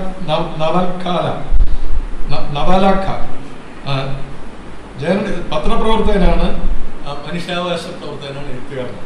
ഞാൻ ഈ പേര്. പിന്നുള്ള ഒരാൾ വരവരറാണ്, പ്രശസ്തനായ തെലുങ്ക് കവി വിപ്ലവി. ഇങ്ങനെ സ്റ്റാൻ സ്വാമി ഉൾപ്പെടെ 15 ആളുകൾ, ഞാൻ ഈ പേരെല്ലാം വായിച്ചത്. ഇവരാരാണ്, ഇതിൽ പ്രതികളാക്കപ്പെട്ടവർ ആരൊക്കെയാണ്, അവരുടെ പശ്ചാത്തലം എന്താണ് എന്ന് നിങ്ങളെ ഓർമ്മിപ്പിക്കാൻ വേണ്ടിയിട്ടാണ്. ഇവരൊന്നും മഹാരാഷ്ട്രയിലുള്ളവരായിരുന്നില്ല, കുറച്ച് ആളുകൾ മുംബൈയിലുണ്ടായിരുന്നു. ഇവരൊന്നും ഈ സ്ഥലത്തുണ്ടായിരുന്നവരല്ല. ഈ ഈ എന്താണ് ഒരു കലാ സാംസ്കാരിക പ്രവർത്തകരായ 3 പേർ അവിടെ എങ്ങാനും ഉണ്ടായിരുന്നു എന്ന് എനിക്കറിയില്ല. മറ്റവരാരും ഈ കലാപം നടക്കുമ്പോൾ അവിടെ ഇല്ല. അവർക്കാർക്കും ഇങ്ങനെയൊരു സംഭവം നടക്കുന്നതിനെ കുറിച്ച് അറിവില്ല. പ്രത്യേകിച്ച് ഫാദർ സ്റ്റാൻ സ്വാമി, സുധാ ഭരദ്വാജ്, അങ്ങനെ ഇന്ത്യയുടെ വിവിധ ഭാഗങ്ങളിൽ പഠിപ്പിക്കുകയും മറ്റ് പ്രവർത്തനങ്ങളുമായി കഴിയുന്ന ഇവർക്ക് ആർക്കും ഈ ഭീമ കൊറഗോൺ കലാപം നടക്കുമ്പോൾ അതുമായി ഒരു ബന്ധവുമില്ല എന്നുള്ളതാണ്. ഇവരെല്ലാം ഒന്നൊന്നൊന്നായി അറസ്റ്റ് ചെയ്യണം. ഇവരുടെ കയ്യിൽ നിന്നെല്ലാം വളരെ ഗുരുതരമായ തെളിവുകൾ പോലീസ് NIA ശേഖരിക്കുകയാണ്. തെളിവുകൾ എന്താ? ഇവരുടെ കമ്പ്യൂട്ടറിലും മൊബൈൽ ഫോണിലുമുള്ള എഴുത്തുകുത്തുകൾ, ഇവർ പരസ്പരം നടത്തിയ സന്ദേശങ്ങൾ, ഇവർക്ക് കിട്ടിയ ഫോൺ കോളുകൾ. അതായത് പ്രധാനമന്ത്രിയെ അടക്കം വധിക്കാൻ ആവശ്യമായ കാര്യങ്ങൾ സംബന്ധിച്ച വളരെ ഗുരുതരമായ ആരോപണങ്ങൾ അടങ്ങുന്ന എഴുത്തുകുത്തുകളാണ് കമ്പ്യൂട്ടറിൽ നിന്നും മൊബൈൽ ഫോണിൽ നിന്നും വിവരിച്ചത്. ഇതാണ് തെളിവ്. ഈ തെളിവ് വെച്ചിട്ടാണ് NIA ഇവരെല്ലാം അറസ്റ്റ് ചെയ്യുകയും അറസ്റ്റ് ചെയ്ത് ജാമ്യമില്ലാതെ വർഷങ്ങളോളം ജയിലിൽ പാർപ്പിക്കുകയും ചെയ്തു. അതിൽ ചില ആളുകൾക്ക് ഇപ്പോൾ ജാമ്യം കിട്ടും. ഫാദർ സ്റ്റാൻ സ്വാമി, അദ്ദേഹം ജസ്യൂട്ട് പുരോഹിതനാണ്. ജസ്യൂട്ട് പുരോഹിതൻ എന്നുള്ള നിലയിൽ അദ്ദേഹം ജാർഖണ്ഡിൽ ജസ്യൂട്ട് പുരോഹിതർ നടത്തുന്ന പ്രശസ്തമായ മാനേജ്മെന്റ് ഇൻസ്റ്റിറ്റ്യൂട്ട് ഉണ്ട്. ആദ്യം അത് ലേബർ ഇൻസ്റ്റിറ്റ്യൂട്ട് ആയിരുന്നു, ഇപ്പൊ പ്രശസ്തമായ സേവിയർ ഇൻസ്റ്റിറ്റ്യൂട്ട് ഓഫ് മാനേജ്മെന്റ്. അതിന്റെ മൊത്തം ചുമതലക്കാരനായി അദ്ദേഹത്തെ ഇരുത്താൻ അവർ തയ്യാറായിരുന്നു. പക്ഷെ അദ്ദേഹം അത് സ്നേഹപൂർവ്വം നിരസിച്ചു. അദ്ദേഹം ചെയ്തത് അവിടുത്തെ ഏറ്റവും സാധാരണക്കാരായ ആദിവാസികളോടൊപ്പം, പാവങ്ങളിൽ പാവങ്ങളായ ആദിവാസികളോടൊപ്പം നിൽക്കുകയും അവരെ ചൂഷണം ചെയ്യുന്ന ശക്തികൾക്കെതിരായി അവരെ അണിനിരത്തുന്ന പ്രവർത്തനങ്ങളിൽ വ്യാപൃതം ആരംഭിച്ചു. അവരെ ഏറ്റവും അധികം ചൂഷണം ചെയ്യുന്നതാരാണ്? ഈ ഖനികളുടെ ഉടമസ്ഥന്മാർ. അതായത് ഈ ഖനികളെല്ലാം വിദേശ ശക്തികൾക്കും നാട്ടിലെ പ്രമാണിമാരായ കമ്പനികൾക്കും ഇന്ത്യ ഗവൺമെന്റ് തുറന്നു കൊടുത്തോടുകൂടി ഈ ആദിവാസികളുടെ മൊത്തം സ്ഥലം അപഹരിക്കുന്ന സ്ഥിതിയിലേക്ക് വന്നു. അതിനെല്ലാം ഗവൺമെന്റ് കൂട്ടുനിൽക്കുന്നു. അതിനെതിരായിട്ടുള്ള ആദിവാസികളെ സംഘടിപ്പിക്കുന്ന വലിയ പ്രവർത്തനമാണ് ഫാദർ സ്റ്റാൻ സ്വാമി നടത്തുന്നത്. അദ്ദേഹവും അദ്ദേഹത്തിന്റെ ചില സഹപ്രവർത്തകർ. അപ്പൊ അദ്ദേഹം ആർക്കെതിരായിട്ടാണ് പ്രവർത്തിച്ചതെന്ന് നിങ്ങൾക്ക് മനസ്സിലായല്ലോ. ഇന്ത്യയിലെയും ലോകത്തിലെയും പ്രബലമായ ബഹിരാഷ്ട്ര കമ്പനികൾക്കെതിരായി. ജാർഖണ്ഡിൽ നടന്ന ഒരു ആദിവാസി സമരത്തിന് നേരെ വലിയ വെടിവെപ്പ് നടന്നു. എന്താ വെടിവെപ്പ് നടന്നത്? സ്റ്റാൻ സ്വാമി പങ്കെടുത്ത ഒരു സമരമുണ്ട്. വെടിവെപ്പ് നടന്നത് ടാറ്റ കമ്പനിയുടെ മേധാവിയായ ഋഷി മോഡി അവിടെ ജാംഷഡ്പൂരിൽ വിമാനം ഇറങ്ങാൻ പറ്റില്ല. ഇവര് വിമാനത്താവളം നോക്കി കൊടുത്തു.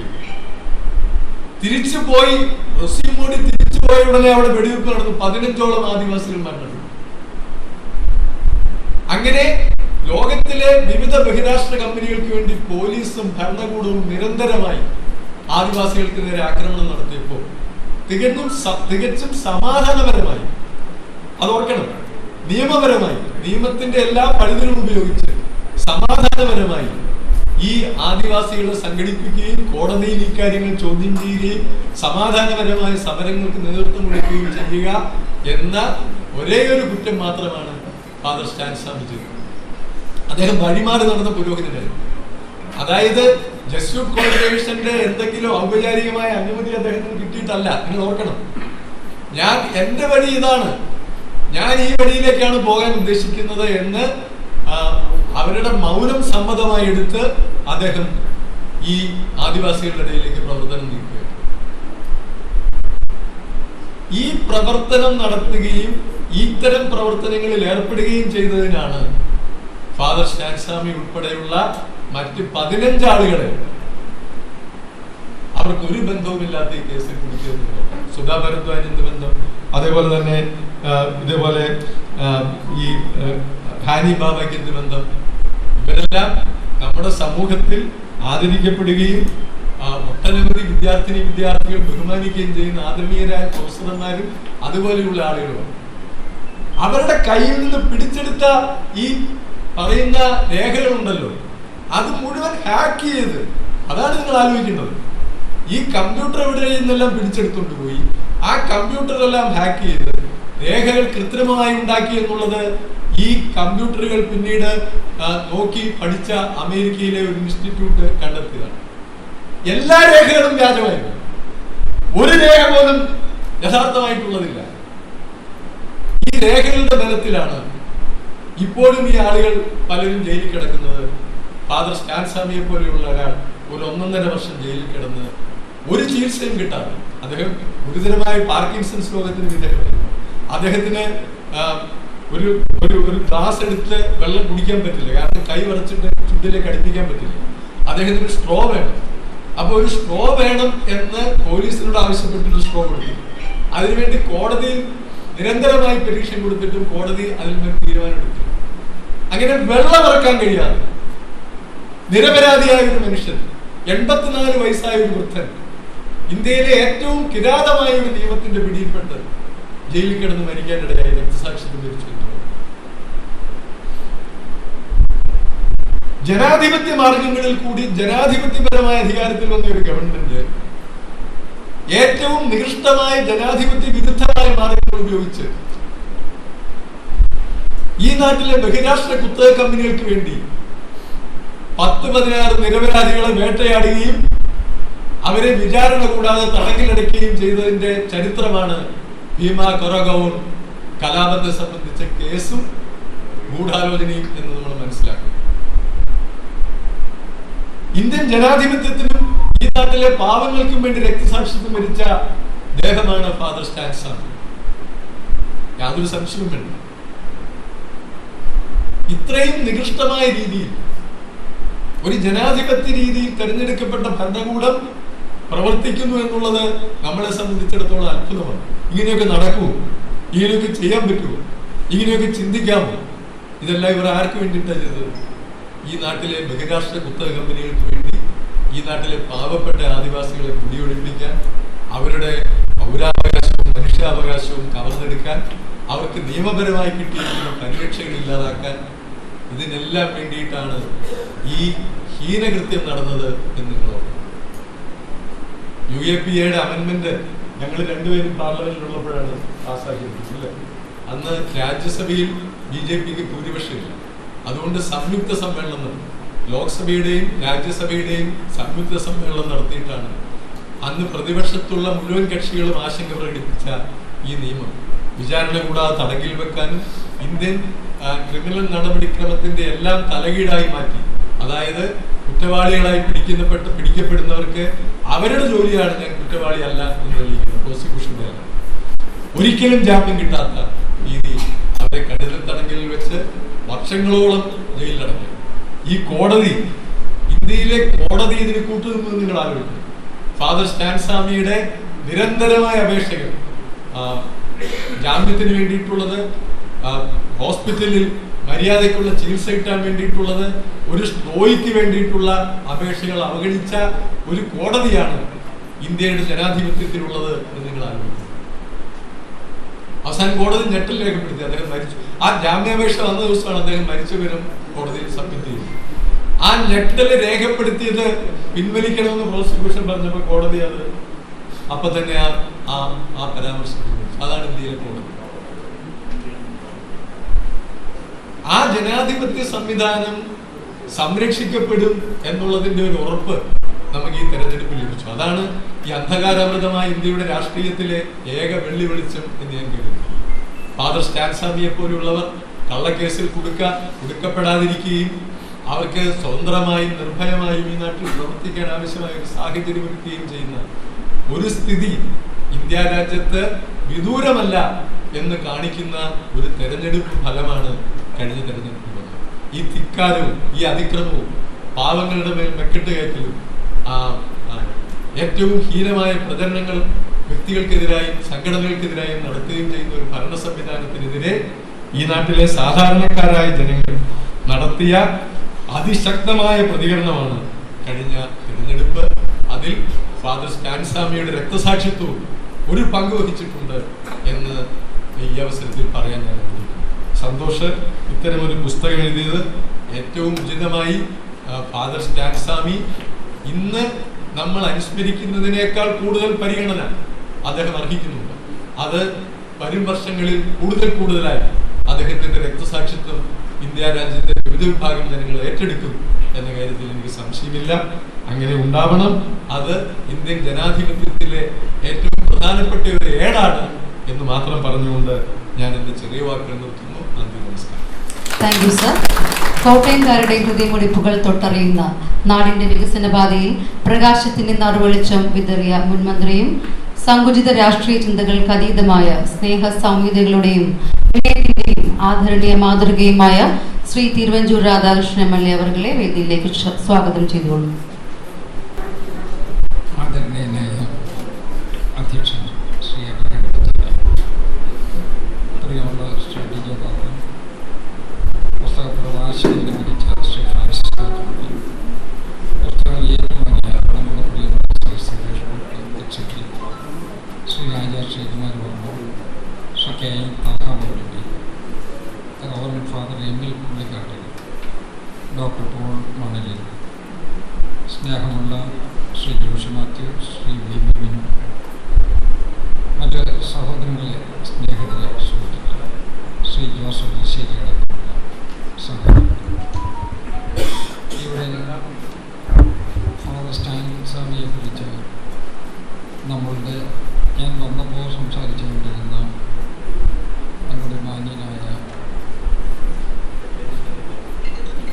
ഡിജോ കാപ്പൻ, അതിനുശേഷം പുസ്തകം റിലീസ് ചെയ്ത നമ്മുടെ പ്രിയപ്പെട്ട MP ശ്രീ ഫ്രാൻസിസ് കാപ്പൻ, ഏറ്റുവാങ്ങിയ സ്നേഹത്തിയായ ശ്രീ സുരേഷ് കുറുപ്പും സംസാരിച്ചു. യഥാർത്ഥത്തിൽ ജനാധിപത്യത്തിൻ്റെ സംരക്ഷണം എന്നുള്ളത് പൗരാവകാശ സംരക്ഷണത്തിന് അർഹതയുള്ള ഒരു വിഭാഗത്തിൻ്റെ കൂടി പരിചരണമാണ്. അതിനുവേണ്ടിയുള്ള പ്രവർത്തനങ്ങൾ ജനാധിപത്യ പ്രവർത്തനമായി തന്നെ ഞാൻ കാണുകയാണ്. അധികാരത്തിൻ്റെ അന്തപുരത്തിലെത്തിക്കഴിഞ്ഞാൽ എന്ത് ധിക്കാരവും അഹന്തയും ചെയ്യാം, ഒരു മണിയും വേണ്ട എന്ന് തീരുമാനിക്കുന്ന അധികാര ദുർമോഹികളായിട്ടുള്ള ആളുകളുണ്ട്. അവരുടെ ചരിത്രം നമ്മളെ സംബന്ധിച്ചിടത്തോളം ചരിത്രത്തിൻ്റെ കറുത്ത പാടുകളായിട്ട് എന്നും രേഖപ്പെടുത്തും. ജനാധിപത്യ സംരക്ഷണത്തിന് വേണ്ടി പാവപ്പെട്ടവരെ കൂടി ഉൾക്കൊണ്ടുകൊണ്ട് മുന്നോട്ട് പോകണമെന്നുള്ള ആശയ സംഹിത ഉയർത്തിപ്പിടിച്ചുകൊണ്ട് സ്റ്റാൻസാമിയും അദ്ദേഹത്തോടൊപ്പമുള്ള സഹോദരങ്ങളും നടത്തിയ നീക്കങ്ങൾ ഇന്ത്യ ഒട്ടാകെ ആദരിക്കപ്പെട്ടതാണ്. പശ്ചാത്തലത്തെക്കുറിച്ച് പറഞ്ഞതുകൊണ്ട് ഞാൻ ആവർത്തിക്കാൻ ആഗ്രഹിക്കുന്നില്ല, സമയച്ചുരുക്കമുള്ളതുകൊണ്ട്. സ്റ്റാൻസാമി ആദിവാസി ജനവിഭാഗത്തിൻ്റെ മധ്യത്തിൽ നല്ല ആഴത്തിൽ സ്വാധീനമുള്ള വ്യക്തിയാണ്. അപ്പം നാട്ടുപുറത്തൊരാളിനെ നമ്മൾ ഉന്നം വെച്ചാൽ അവരെ കുറ്റപ്പെടുത്തുന്നതിന് വേണ്ടി ഒത്തിരി കാര്യങ്ങളുണ്ടാവും. ഒത്തിരി കാര്യം കിട്ടിയില്ലെങ്കിലും ആളൊരു കുഴപ്പക്കാരനാണ് എന്ന് പറയാം. കുഴപ്പം നിർവചിച്ചിട്ടില്ലല്ലോ. ഇപ്പോൾ ഏതെങ്കിലും ഒരു ഭരണഘടനയ്ക്കകത്ത് കുഴപ്പം എന്ന് പറഞ്ഞാൽ എന്താണ് എന്ന് നിർവചിച്ചിട്ടില്ല. അപ്പോൾ അവർ പ്രശ്നക്കാരാണ് എന്നൊക്കെ പറഞ്ഞാൽ അവർ ഉന്നം വെച്ച് മുന്നോട്ട് പോകാൻ കഴിയും. അതുപോലെയാണ് നമുക്കിഷ്ടമില്ലാത്ത ആളുകളെ അവർ ചെയ്യുന്ന പ്രവർത്തനങ്ങളെ തടയിടുന്നതിന് വേണ്ടി അവർ മാവോയിസ്റ്റാണ് എന്ന് പറഞ്ഞാൽ അതുകൊണ്ട് സാക്ഷാൽ മാവോയിസ്റ്റ് പ്രവർത്തനങ്ങൾ നടത്തുന്ന ആളുകളെ നമ്മൾ ഡിഫെൻഡ് ചെയ്ത് തെറ്റിദ്ധരിക്കുകയും ചെയ്യരുത്. ഈ കള്ളപ്രചരണങ്ങളാണ് സത്യം പറഞ്ഞാൽ ഇതുപോലുള്ള ചിന്ദ്രശക്തികൾക്ക് കൂടുതൽ ആവേശം നൽകുന്നത് എന്നാണ് എൻ്റെ വിശ്വാസം. ഇതിപ്പോൾ വടക്കേന്ത്യ സംസ്ഥാനങ്ങളിൽ മാത്രമല്ല, എല്ലായിടത്തുമുണ്ട്. ഇഷ്ടമില്ലാത്ത ആളുകളെ തട്ടി അകത്തിടുന്നതിന് വേണ്ടി നടത്തിക്കൊണ്ടിരിക്കുന്ന പരിശ്രമത്തിൻ്റെ ഒരു ഭാഗമാണിത് എന്നുള്ളത് നമ്മളുടെ പ്രിയപ്പെട്ട 2 ജനപ്രതിനിധികൾ സൂചിപ്പിച്ചപ്പോൾ നിങ്ങൾക്ക് മനസ്സിലായിട്ടുണ്ടാകും. അത് ആ വികാരത്തോടാണ് നമ്മുടെ വിരോധം, ആ മാനസിക അവസ്ഥയോടാണ് നമുക്കുള്ള വിയോജിപ്പ്. ആ വിയോജിപ്പ് നിലനിർത്താൻ നമുക്ക് കഴിയില്ലെങ്കിൽ ജനാധിപത്യം നിലനിൽക്കില്ല. കാരണം എന്നും ഭരണാധികാരികൾക്ക് മംഗളപത്രം വായിക്കുന്നവർ മാത്രമാണ് രാജ്യസ്നേഹികളെന്ന് പറയുന്നത് ഏത് പുസ്തകത്തിലെ ഡെഫിനിഷനിലുള്ളതാണ് സ്റ്റാൻസാമിയുടെ കഥ അത് തന്നെയാണ് പറയുന്നത്. ഇവിടെ ഒരു മിഷണറി പ്രവർത്തനത്തിന് വേണ്ടി ഇവിടെ വനാന്തരങ്ങളിൽ ആദിവാസികളുമായി യോജിച്ച് മുന്നോട്ട് പോവുകയും അതൊരു മൂവ്മെൻ്റായി മാറുകയും ചെയ്യുമ്പോൾ അവരെ കുറ്റപ്പെടുത്തുവാനോ അവർ ഭരണഘടനാതീതമായി പ്രവർത്തിച്ചു കൊണ്ടിരിക്കുന്നു എന്ന് വരുത്തുന്നതിനോ വേണ്ടി നടത്തിക്കൊണ്ടിരിക്കുന്ന ശ്രമങ്ങളുടെ ഭാഗമായിട്ടാണ് ഞാനിതിനെ കാണുന്നത്. ഞാൻ ദീർഘമായി സംസാരിക്കുന്നില്ല. ഈ പുസ്തകം എഴുതുന്നതിന് തീരുമാനമെടുത്ത നമ്മുടെ പ്രിയപ്പെട്ട സഹോദരൻ, അദ്ദേഹം സത്യം പറഞ്ഞാൽ ഇതിനു മുമ്പ് 2 പുസ്തകങ്ങൾ എഴുതിയ സമയത്തും ഞാൻ അദ്ദേഹത്തോടൊപ്പം അദ്ദേഹത്തിൻ്റെ യോഗത്തിൽ പങ്കെടുത്തിരുന്നതാണ്. നല്ല മനോഹരമായ രൂപത്തിൽ എല്ലാ കാര്യങ്ങളും വിശദീകരിക്കുവാൻ അദ്ദേഹം എന്നും മുൻപന്തിയിൽ വന്നിട്ടുണ്ട് എന്നുള്ളത് ഞാൻ ഓർക്കുകയും ചെയ്യണം. ഞാൻ അതുകൊണ്ട് നമ്മുടെ ബഹുമാന്യനായ സഹോദരൻ അദ്ദേഹം നടത്തിയ ഈ രചന കൂടുതൽ പ്രോത്സാഹനജനകമാകട്ടെ എന്ന് ഞാൻ പ്രാർത്ഥിക്കുന്നു. അദ്ദേഹം നടത്തിയിട്ടുള്ള പ്രവർത്തനങ്ങൾ നമ്മൾക്ക് പൊതുജനങ്ങൾക്ക് കൂടുതൽ ആശയ സംഹിത അറിയുന്നതിന് വേണ്ടിയുള്ളൊരു അന്തരീക്ഷമാകും എന്നെനിക്കറിയാം. ഞാൻ അതുകൊണ്ട് അദ്ദേഹത്തെ അഭിനന്ദിക്കുകയാണ്. ഈ പുസ്തകം വ്യാപകമായി ജനങ്ങളിലേക്ക് എത്തിക്കുന്നതിന് വേണ്ടിയുള്ള ശ്രമത്തിൽ നമുക്കെല്ലാവർക്കും ഒരുമിച്ച് നിൽക്കാം എന്ന് മാത്രം ഒരിക്കൽ കൂടി ഓർമ്മിപ്പിച്ചുകൊണ്ട് ഞാൻ എല്ലാ ഭാവുകങ്ങളും നേരുന്നു. നേരത്തെ പറഞ്ഞതുപോലെ അധികാരമെന്ന് പറയുന്നത് ഒരുപറ്റം ആളുകളുടെ കയ്യിലിരിക്കുന്ന കളിക്കോപ്പാണ് എന്നുള്ള നിലയിലേക്ക് കൊണ്ടുപോകുന്നത് ഗുണകരമല്ല. അത് ജനങ്ങൾക്ക് വിധേയപ്പെട്ട് ഈ ജനങ്ങളാണ് ഏറ്റവും വലുത് എന്നുള്ള ചിന്തയോടുകൂടി മുന്നോട്ട് പോകാൻ നമുക്ക് പറ്റുന്നില്ല എന്ന് വരികിൽ ആ അധികാരത്തിൻ്റെ ദണ്ടുപയോഗിച്ച് അടിച്ചമർത്തി മുന്നോട്ട് പോകുന്നതൊക്കെ ഒരു സന്ദർഭത്തിൽ ഇല്ലാതാകും. അതിൻ്റെ ചരിത്രമാണ് ഇന്ത്യ രാജ്യത്തിൻ്റെ പല ഭാഗങ്ങളിൽ നമ്മൾ കണ്ടിട്ടുള്ളത്. അതുണ്ടാവരുത് എന്ന് ഒരിക്കൽ കൂടി ജനങ്ങൾക്ക് കൊടുക്കുന്ന ഏറ്റവും വലിയ മുന്നറിയിപ്പാണ് ഈ പുസ്തകത്തിലൂടെ വരുന്നത്. അതുകൊണ്ട് സ്റ്റാൻസാമി നമ്മളുടെ ഒരു അധസ്ഥിതരായ ആളുകളുടെ മിശിഹ എന്നുള്ള ഈ പുസ്തകത്തിന് ഒരിക്കൽ കൂടി എൻ്റെ എല്ലാ വിധത്തിലുമുള്ള വിജയാശംസകൾ നേർന്നുകൊണ്ട് നമ്മുടെ പ്രിയപ്പെട്ട സ്നേഹിതൻ എല്ലാ കാര്യത്തിലും നമ്മളോടൊപ്പം നിന്നിട്ടുള്ള ഈ ഗ്രന്ഥകർത്താവ്, ഞാൻ അദ്ദേഹത്തെ ഒരിക്കൽ കൂടി അഭിനന്ദിച്ചുകൊണ്ട് ഞാൻ ഈ സമ്മേളനം ഉദ്ഘാടനം ചെയ്തതായി അറിയിക്കുന്നു. നമസ്കാരം. Thank you sir. സാഹിത്യ സഭയിലൂടെയും ആകാശവാണിയിലെ സുഭാഷിതങ്ങളിലൂടെയും കേരളത്തിൻ്റെ ധാർമ്മിക സാംസ്കാരിക തലങ്ങളിൽ തൻ്റെതായ വ്യക്തിമുദ്ര പതിപ്പിച്ചിരിക്കുന്ന മഹത് വ്യക്തിത്വവും കോട്ടയത്തെ സത്സംഗങ്ങളിലെ സജീവ സാന്നിധ്യവുമായ രാജാ ശ്രീകുമാർ വർമ്മ പുസ്തകം പരിചയപ്പെടുത്തുന്നതിനായി വേദിയിലേക്ക് ക്ഷണിക്കുന്നു.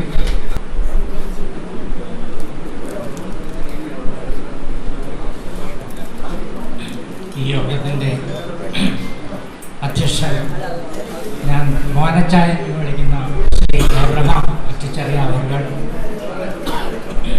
ഉദ്ഘാടനം നിർവഹിച്ച ബഹുമാനപ്പെട്ട MLA ശ്രീ തിരുവഞ്ചൂർ രാധാകൃഷ്ണൻ അവർ, പ്രകാശനം നിർവഹിച്ച അഡ്വക്കേറ്റ് ഫ്രാൻസിസ് ജോർജ്, പുസ്തകത്തിൻ്റെ രചയിതാവ് ശ്രീ സന്തോഷ് കണ്ടഞ്ചിറ, മറ്റ് വിശിഷ്ട അതിഥികളെ, സ്നേഹമുള്ള സദസ്യരെ, ശ്രീ ഡിജോ കാപ്പൻ, സ്റ്റാൻസാമി അധസ്ഥിതരുടെ മിശിഹ എന്ന പുസ്തകമാണ് ഇവിടെ പ്രകാശനം ചെയ്യപ്പെട്ടത്. എന്നിൽ നിക്ഷിപ്തമായ ചുമതല പുസ്തകത്തെ പരിചയപ്പെടുത്തുക എന്നുള്ളതാണ്. ഇത്രയും പേരുടെ സംസാരത്തിൽ നിന്ന് പുസ്തകത്തെപ്പറ്റി ഏകദേശ ധാരണ നിങ്ങൾക്ക് ബഹുമാനപ്പെട്ട സദസ്യർക്ക് സഹൃദയർക്ക് കിട്ടിയിട്ടുണ്ടാകും എന്ന് ഞാൻ പ്രതീക്ഷിക്കുന്നു. ഇത് കേവലം ഔപചാരികമായ ഒരു കടമ എന്ന് മാത്രം വിചാരിച്ചാൽ മതി. ഇതാണ് പുസ്തകം. ഇതിൻ്റെ കെട്ടും മട്ടും വളരെ ഭംഗിയായിട്ടുണ്ട് എന്ന് ആമുഖമായി പറയട്ടെ. ഡൽഹിയിലുള്ള മീഡിയ ഹൗസാണിത് പ്രസിദ്ധീകരിച്ചിരിക്കുന്നത്. അവിടെ തന്നെയായിരുന്നു ഇതിൻ്റെ പ്രകാശനം. സ്റ്റാൻ സ്വാമി അധസ്ഥിതരുടെ മിശിഹ. മിശിഹ എന്നാൽ രക്ഷകൻ എന്നാണ് അർത്ഥം. ഞാൻ ആദ്യം വന്ന കാലത്ത്, കോട്ടയത്ത് വന്ന കാലത്ത്, അച്ഛൻ CMS കോളേജിൽ മലയാളം പ്രൊഫസറായിരുന്നു, അമ്പലപ്പുഴ രാമവർമ്മ. ദീപികയുടെ അടുത്ത് താമസിച്ചിരുന്നോണ്ട് അച്ഛന്മാരുമായിട്ടുള്ള സമ്പർക്കം ഉണ്ടായിരുന്നു. ബഹുമാനപ്പെട്ട അച്ഛന്മാർക്ക് ഇവിടെ ഇരിക്കണം. അപ്പം ഞങ്ങൾ ഈ പറയുന്ന വാക്ക് ആദ്യം മനസ്സിലായില്ല, എങ്കിലും പിന്നീട് അത് ഈശോ മിശിഹായ്ക്ക് സ്തുതിയായിരിക്കട്ടെ. അപ്പം മിശിഹ എന്നുള്ള ആ അർത്ഥം പറഞ്ഞത് പൊളിക്കുപറമ്പിലെ അച്ഛൻ രക്ഷകനാണ്. അപ്പം അങ്ങനെയാണ് ഇപ്പോഴും ഉണ്ട്. അച്ഛന്മാരെ കാണുമ്പോൾ ആ ഒരു നല്ല വാചകം മറന്നിട്ടില്ല, ഈശോ മിശിഹായ്ക്ക് സ്തുതിയായിരിക്കട്ടെ എന്ന്. മിശിഹ എന്ന് പറഞ്ഞാൽ ഈ ടൈറ്റില് അധസ്ഥിതരുടെ മിശിഹ എന്നാണ് പറഞ്ഞിരിക്കുന്നത്. സ്റ്റാൻ സ്വാമി അദ്ദേഹത്തിൻ്റെ ഒരു വിശേഷണമായിട്ട് കൊടുത്തിരിക്കുന്ന ഇതാണ്. അപ്പം രക്ഷകനാണ്. ദളിതരുടെയും ആദിവാസികളുടെയും ഒക്കെ ജാർഖണ്ഡിലെ അവരുടെ രക്ഷകനായി പരിശോഭിച്ച സ്റ്റാൻ സ്വാമിക്കാണ് ഈ ഒരു ഗതികേട് അല്ലെങ്കിൽ ദുരന്തം സംഭവിച്ചതെന്ന് ഓർക്കുമ്പോൾ വളരെ അത്ഭുതം തോന്നുകയാണ്. നമ്മൾ ജനാധിപത്യപരമായിട്ട് വളരെയധികം വളർന്നു കഴിഞ്ഞു. ലോകത്ത് മുഴുവനും തലയെടുത്ത് നിൽക്കാവുന്ന ഒരു സ്ഥിതിയിലായി കഴിഞ്ഞിട്ടും ഇങ്ങനെയുള്ള ചില അവലക്ഷണങ്ങൾ കാണുമ്പോൾ ഉത്കണ്ഠ തോന്നുകയാണ്. ഏതായാലും ഈ പുസ്തകം കൊണ്ട് ഇദ്ദേഹം ഉദ്ദേശിക്കുന്ന സമകാലികമാണ്. ഇപ്പോൾ എന്താണ് നടക്കുന്നത് എന്നുള്ളതിൻ്റെ വ്യക്തമായ ഒരു ചിത്രീകരണം ഈ പുസ്തകത്തിലൂടെ അഡ്വക്കേറ്റ് സന്തോഷ് കണ്ടഞ്ചിറ നിർവഹിച്ചിട്ടുണ്ട് എന്നാണ് പറയാൻ കഴിയുന്നത്. ഒരു 15 വർഷമായിട്ട് ഞങ്ങൾ തമ്മിൽ വളരെ അടുപ്പാണ്. സന്തോഷ് അദ്ദേഹം ഒരു സഹൃദയനാണ്, അഡ്വക്കേറ്റാണ്. പ്രത്യേകിച്ച് ഈ ലോകായുക്ത കാര്യങ്ങളിലൊക്കെ വളരെ അവഗാഹ ജ്ഞാനമുള്ള ആളാണ് സന്തോഷ്. കവിയാണ്. ഒരു പുസ്തകം തിരുവനന്തപുരത്ത് വെച്ച് ഒരു 7-8 വർഷം മുമ്പ് പ്രകാശിപ്പിച്ചിട്ടുണ്ട്. അടിമത്തമ്പുരാൻ എന്ന പുസ്തകം. ബാബുപാൽ സാറായിരുന്നു അന്ന് തിരുവനന്തപുരത്ത് വന്നിരുന്നത്, അത് ഓർക്കുന്നു. അപ്പോൾ അദ്ദേഹം ആണ് ഇതിൻ്റെ രചയിതാവ്.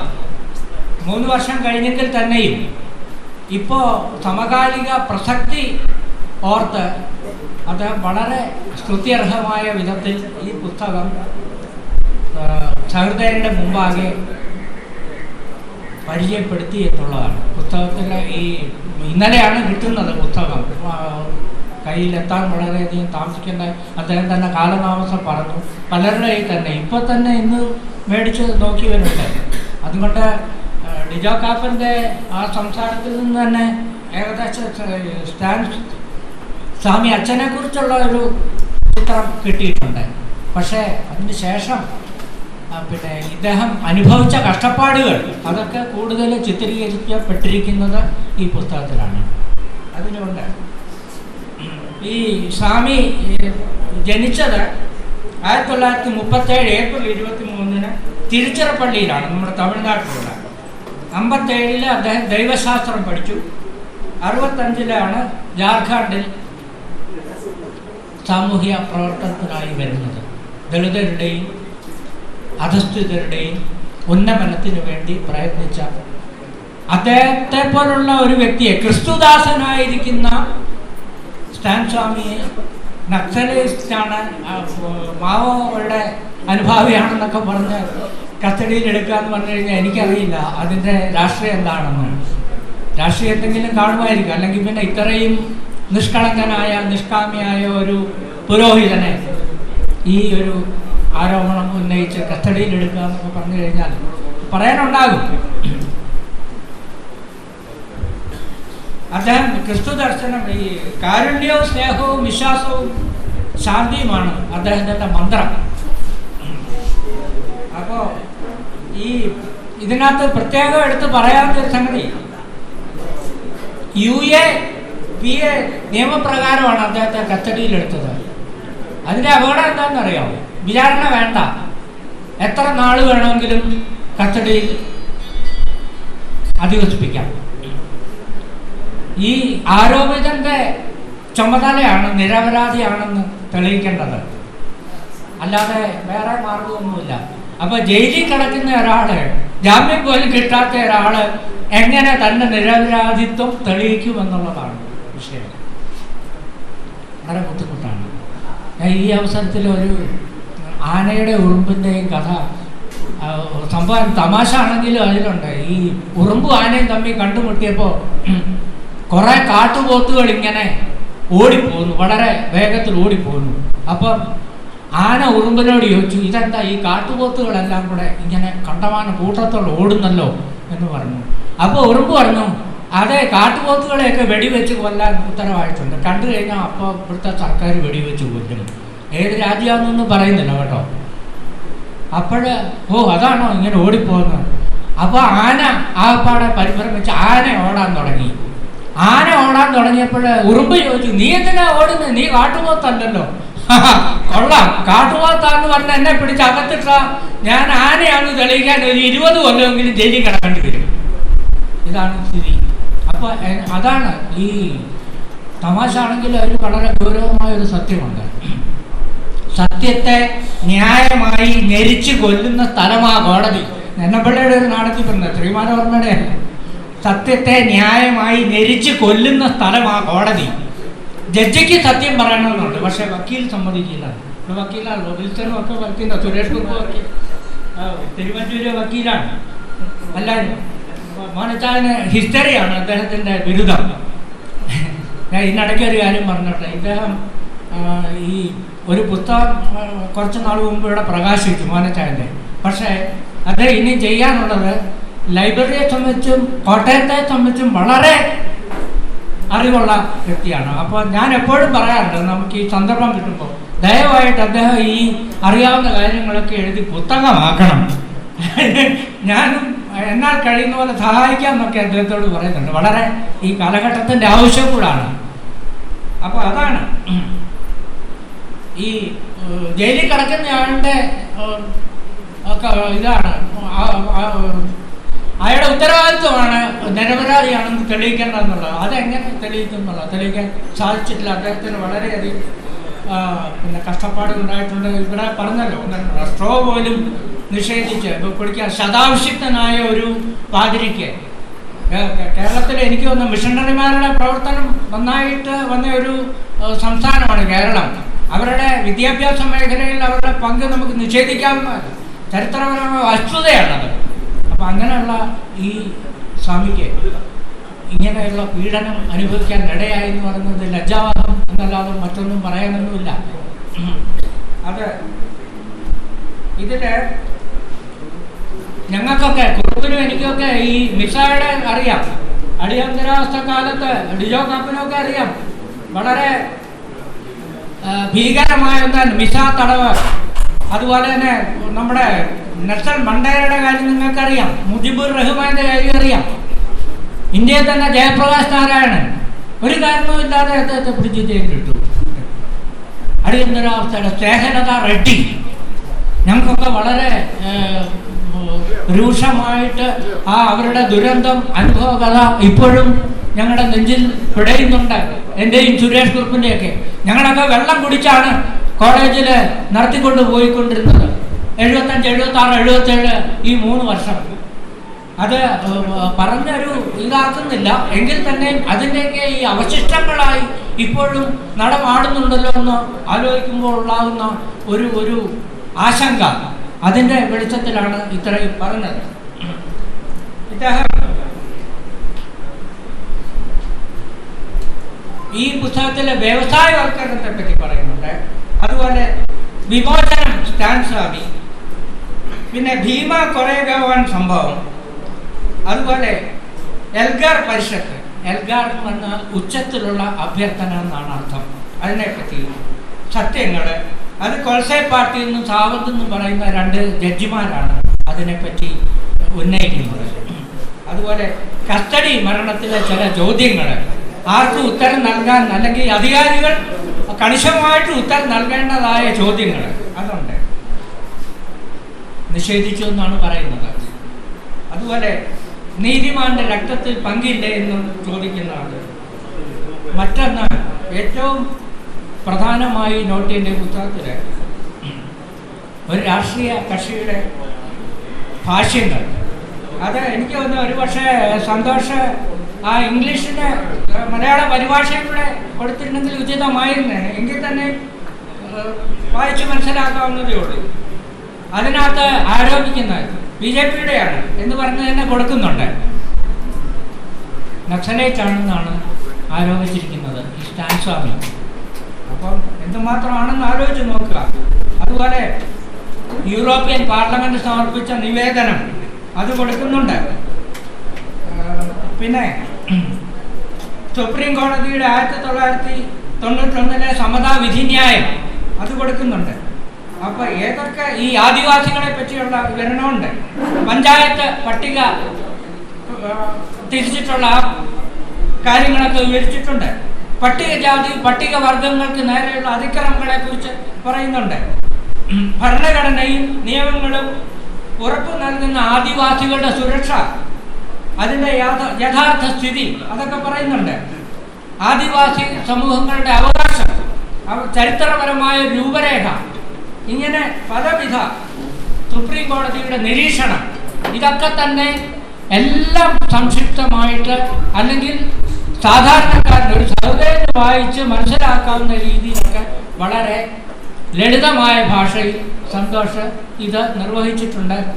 അപ്പോൾ തീർച്ചയായിട്ടും ഇതുപോലുള്ള ഈ കെട്ടും മട്ടും നന്നായിരിക്കുന്ന ഇതിൻ്റെ മുഖചിത്രം കണ്ടു കഴിഞ്ഞാൽ തന്നെ അത് ജയിലാണെന്ന് മനസ്സിലാകും. ജനാല അല്ല, ജയിലാണിത്. അതിൽ ഈ ഒരു നിസ്വാർത്ഥനായ സ്വാമിയുടെ പ്രവർത്തനങ്ങളും ജീവചരിത്രങ്ങളും എല്ലാം കൂടി ചേർത്ത് ഇറക്കിയ ഈ പുസ്തകം തീർച്ചയായും സഹൃദയർ വായിച്ചിരിക്കേണ്ടതാണ്. പുസ്തക പരിചയം ഇവിടം കൊണ്ട് ഞാൻ ഉപസംഹരിക്കുന്നു. നന്ദി, നമസ്കാരം. Thank you sir. ഇന്ന് നമ്മൾ ഈ പ്രസിദ്ധീകരിച്ച പുസ്തകം ഇവിടെ കൗണ്ടറിൽ ലഭ്യമാണ്. 200 രൂപയാണ് അതിൻ്റെ വില. സാമൂഹ്യ മാറ്റങ്ങൾക്ക് തുടക്കം കുറിക്കുന്ന ഉന്നത ചിന്താ പദ്ധതികളുടെ മൂശയായി വർത്തിക്കുന്ന സാമൂഹ്യ ഉന്നതിക്ക് വേണ്ടി മതത്തിൻ്റെ അതിർവരമ്പുകൾക്ക് അതീതമായി എന്നും നിലകൊള്ളുന്ന ദർശന സാംസ്കാരിക നിലയത്തിൻ്റെ ആദരണീയനായ അമരക്കാരൻ ഫാദർ എമിൽ പുള്ളിക്കാട്ടിനെ ആശംസ പ്രസംഗിക്കുന്നതിനായി ക്ഷണിച്ചു. യോഗത്തിൻ്റെ അധ്യക്ഷൻ, വേദിയിലും സദസ്സിലുമുള്ള പ്രിയമുള്ളവരെ, ഏതാനും നാളുകൾക്ക് മുൻപ് കത്തോലിക്ക സഭ ഒരു ബിഷപ്പിനെ വിശുദ്ധനായിട്ട് പ്രഖ്യാപിച്ചു. ആ ബിഷപ്പിന്റെ പേര് ഓസ്കാർ റൊമേരോ എന്നായിരുന്നു. അദ്ദേഹം ലാറ്റിൻ അമേരിക്കൻ രാജ്യങ്ങളിലെ ഒരു രക്തസാക്ഷിയായിരുന്നു. അദ്ദേഹം വിശുദ്ധ കുർബാന അർപ്പിച്ചുകൊണ്ടിരുന്നപ്പോൾ ഒരുപറ്റം ആളുകൾ ആ ദേവാലയത്തിലേക്ക് കടന്നു വരികയും അദ്ദേഹത്തെ വെടിവെച്ച് കൊന്നുകളയുകയുമായിരുന്നു. അദ്ദേഹം ചെയ്ത തെറ്റ് എന്തായിരുന്നു? ഭരണകൂടത്തിനെതിരെ പ്രതിഷേധം നടത്തുന്ന ഒരുപറ്റം ജനങ്ങൾക്ക് വേണ്ടി അവരുടെ ശബ്ദമായി അദ്ദേഹം നിന്നു എന്നതായിരുന്നു അദ്ദേഹം ചെയ്ത കുറ്റം. അദ്ദേഹം ഇങ്ങനെ പറയുകയുണ്ടായി: നീതിക്ക് വേണ്ടി പോരാടാത്ത പുരോഹിതൻ ചാവുദോഷത്തിൽ ജീവിക്കുന്നു എന്ന് പറഞ്ഞു വെക്കുകയുണ്ടായി. ഈ സ്റ്റാൻ സ്വാമിയെ കുറിച്ച് ഓർമ്മിക്കുമ്പോൾ നമ്മുടെ എല്ലാവരുടെയും മനസ്സിലേക്ക് വരുന്ന ഒരു ചിന്തയും ഇതുതന്നെയാണ്. നീതിക്ക് വേണ്ടി പോരാടാത്ത പുരോഹിതൻ ചാവുദോഷത്തിൽ ജീവിക്കുന്നു എന്ന് പണ്ട് റൊമേരോ പറഞ്ഞു വെച്ച ആ വാക്കുകൾ. പ്രിയപ്പെട്ട സ്റ്റാൻ സ്വാമി അച്ഛൻ അദ്ദേഹത്തിന്റെ മരണം കൊണ്ട് അദ്ദേഹം ചരിത്രത്തിലേക്ക് എഴുതി ചേർത്തതും നീതിക്ക് വേണ്ടി പോരാടുന്ന മനുഷ്യരുടെ ശബ്ദങ്ങൾ ഒരു കാലത്തും അവസാനിക്കുകയില്ല എന്നുള്ളതാണ്. അത് പ്രിയപ്പെട്ട സന്തോഷ് കണ്ടഞ്ചെറിയെ പോലെയുള്ള വ്യക്തികളിലൂടെ അത് ഓരോ വർഷവും അദ്ദേഹത്തിന്റെ ഓർമ്മ ദിവസങ്ങളിൽ പുനർജനിക്കും എന്നുള്ളതിന്റെ ഏറ്റവും ദീപ്തമായ ഉദാഹരണമാണ് ഇന്ന് പുറത്തിറങ്ങിയിരിക്കുന്ന ഈ പുസ്തകം. പ്രിയപ്പെട്ട കണ്ടഞ്ചെറിക്ക് എല്ലാ ആശംസകളും സ്നേഹപൂർവ്വം നേരുകയാണ്. ക്രിസ്തു മരിച്ചു കഴിഞ്ഞ ശേഷം അദ്ദേഹത്തിന്റെ മൃതശരീരത്തിലേക്ക് നോക്കി നിന്നിട്ട് ശതാധിപൻ ഇങ്ങനെ വിളിച്ചു പറയുകയാണ്: അയാൾ നീതിമാനായിരുന്നു. നന്ദി. Thank you father. Doctor Paul Manalil, ഈ നാടിന്റെ പ്രിയങ്കരനായ സാംസ്കാരിക പ്രവർത്തകനും സുകുമാർ അഴീക്കോട് ട്രസ്റ്റിന്റെ അമരക്കാരനും സാമൂഹ്യ പ്രവർത്തകനുമായ അദ്ദേഹത്തെ ഞാൻ വേദിയിലേക്ക് സ്വാഗതം ചെയ്തുകൊള്ളുന്നു. യോഗത്തിന്റെ അധ്യക്ഷൻ വേദിയിലും സദസ്സിലും ഉപേക്ഷിക്കാനും എല്ലാ ഗുരുജനങ്ങൾക്കും വാർത്തതിൻ്റെ വിനീതമായ നമസ്കാരം. ശ്രീ സന്തോഷ് കണ്ണഞ്ചിറ ഇരിക്കുന്ന കൂടുതൽ ആളെണ്ണം അഭിഭാഷകരാണെന്ന് എനിക്കറിയാം. എന്നേക്കാൾ കൂടുതൽ അദ്ദേഹത്തെ എന്തെല്ലാം പരിചയമുണ്ടെന്ന് എനിക്കറിയാം. ഞാൻ എൻ്റെ ഒരു നിരീക്ഷണത്തിൽ ശ്രീ സന്തോഷ് കണ്ണഞ്ചിറ വേറിട്ട വഴിയിൽ കൂടി സഞ്ചരിക്കുന്ന ഒരു അഭിഭാഷകനാണ് എന്നാണ് എനിക്ക് തോന്നുന്നത്. എന്താണ് വേറിട്ട വഴി കൂടെ സഞ്ചരിക്കുന്നത് എന്ന് ഞാൻ പറയുന്നതിന് പ്രത്യേക കാരണമാണ്. അദ്ദേഹം ഏറ്റവും കൂടുതൽ ഇപ്പോൾ ആം ആദ്മി പാർട്ടിയുടെ കൂടെ പ്രവർത്തിക്കുന്ന ആളാണ്. അതുകൊണ്ടല്ല ഞാൻ പറയുന്നത്. അദ്ദേഹം അഭിഭാഷകനാണെങ്കിലും അദ്ദേഹം ഒരു കവിയാണ്. ഈ നമ്മുടെ അഭിഭാഷകരുടെ കൂട്ടത്തിൽ എത്ര പേർ കവികളുണ്ട്? പലപ്പോഴും പല അഭിഭാഷകരുടെയും മനസ്സിൽ കവിതയില്ലാതെ പോകുന്നതുകൊണ്ട് ഒത്തിരി നീതി നഷ്ടപ്പെട്ടു പോകുന്ന സാഹചര്യമുണ്ട്. അതുകൊണ്ട് മനസ്സിൽ കവിതയുണ്ടെന്ന് പറഞ്ഞാൽ മനുഷ്യത്വമുണ്ട് എന്നുള്ളതാണ് ഞാൻ അർത്ഥമാക്കുന്നത്. അങ്ങനെ മനസ്സിൽ കവിതയുള്ളൊരു അഭിഭാഷകനാണ് ശ്രീ സന്തോഷ് കണ്ണഞ്ചിറ. അദ്ദേഹം ഒരു വേദശാസ്ത്രജ്ഞനാണെന്ന് ഞാൻ പറയത്തില്ല. വേദവിഷയങ്ങളിൽ പരിജ്ഞാനമുള്ള ഒരാളാണ്. ആ പരിജ്ഞാനം എന്ന് പറയുന്നത് സാധാരണ നമ്മുടെ ജോസഫ് അച്ഛനൊക്കെ ചിന്തിക്കുന്ന വേദശാസ്ത്രത്തിൽ വ്യത്യസ്തമായിട്ട് വേദശാസ്ത്രത്തിന് എതിരെ സഞ്ചരിക്കുന്ന ഒരു വേദശാസ്ത്രജ്ഞൻ. അതാണ് അദ്ദേഹം ബൈബിൾ പറയാതിരുന്നത് എന്ന പുസ്തകം വളരെ ഒരു വലിയ പുസ്തകം ഏതാനും വർഷം മുമ്പ് പ്രകാശിപ്പിച്ച മത്സ്യന്തം ഒക്കെയാണ് വന്നത്. Justice K T Thomas. അപ്പോൾ അദ്ദേഹം ഈ നമ്മൾ ചിന്തിക്കുന്ന വഴി കൂടെയല്ല അദ്ദേഹം ചിന്തിക്കുന്നത്. അപ്പം നമുക്ക് അതാണ് അദ്ദേഹത്തിൻ്റെ മനസ്സിൽ ഒരു വാദിയും പ്രതിയും ഉണ്ടെന്നുള്ളതാണ്. കോടതി ഭാഷയിൽ പറഞ്ഞാൽ അങ്ങനെയാണ് പറയുന്നത്. അപ്പോൾ സത്യം മനസ്സിലാക്കണമെങ്കിൽ, സത്യം വെളിപ്പെടുത്തണമെങ്കിലും മനസ്സിൽ വാദിയും പ്രതിയും വേണം. എങ്കിൽ മാത്രമേ നമുക്ക് നീതി നടപ്പാക്കാൻ കഴിയുള്ളൂ എന്നുള്ളതാണ് അദ്ദേഹം. ഞാൻ വേറിട്ട വഴിയിൽ കൂടി സഞ്ചരിക്കുന്നു. അതേപോലെ തന്നെ അദ്ദേഹം ഒരു വലിയ മനുഷ്യാവകാശ പ്രവർത്തകനാണ്. അതെനിക്ക് നന്നായിട്ട് അറിയാം. ചില പരിപാടികളൊക്കെ പങ്കെടുക്കുമ്പോഴും ചില പ്രസംഗങ്ങൾ നടത്തുമ്പോഴും അദ്ദേഹം ഒരു പോരാളി, ഒരു ഫൈറ്ററാണ് എന്നെനിക്ക് തോന്നുന്നത്. അപ്പോൾ ഇതെല്ലാം ഞാൻ പറയുന്നത്, ഇങ്ങനെ ഒരു പുസ്തകം ഞാൻ ലോധി സ്വാമി ആദ്യകാലം മുതൽ വിളിച്ചിരുന്ന ഒരു മനുഷ്യാവകാശ പ്രവർത്തകനെ പറ്റിയുള്ളൊരു പുസ്തകമാണ്.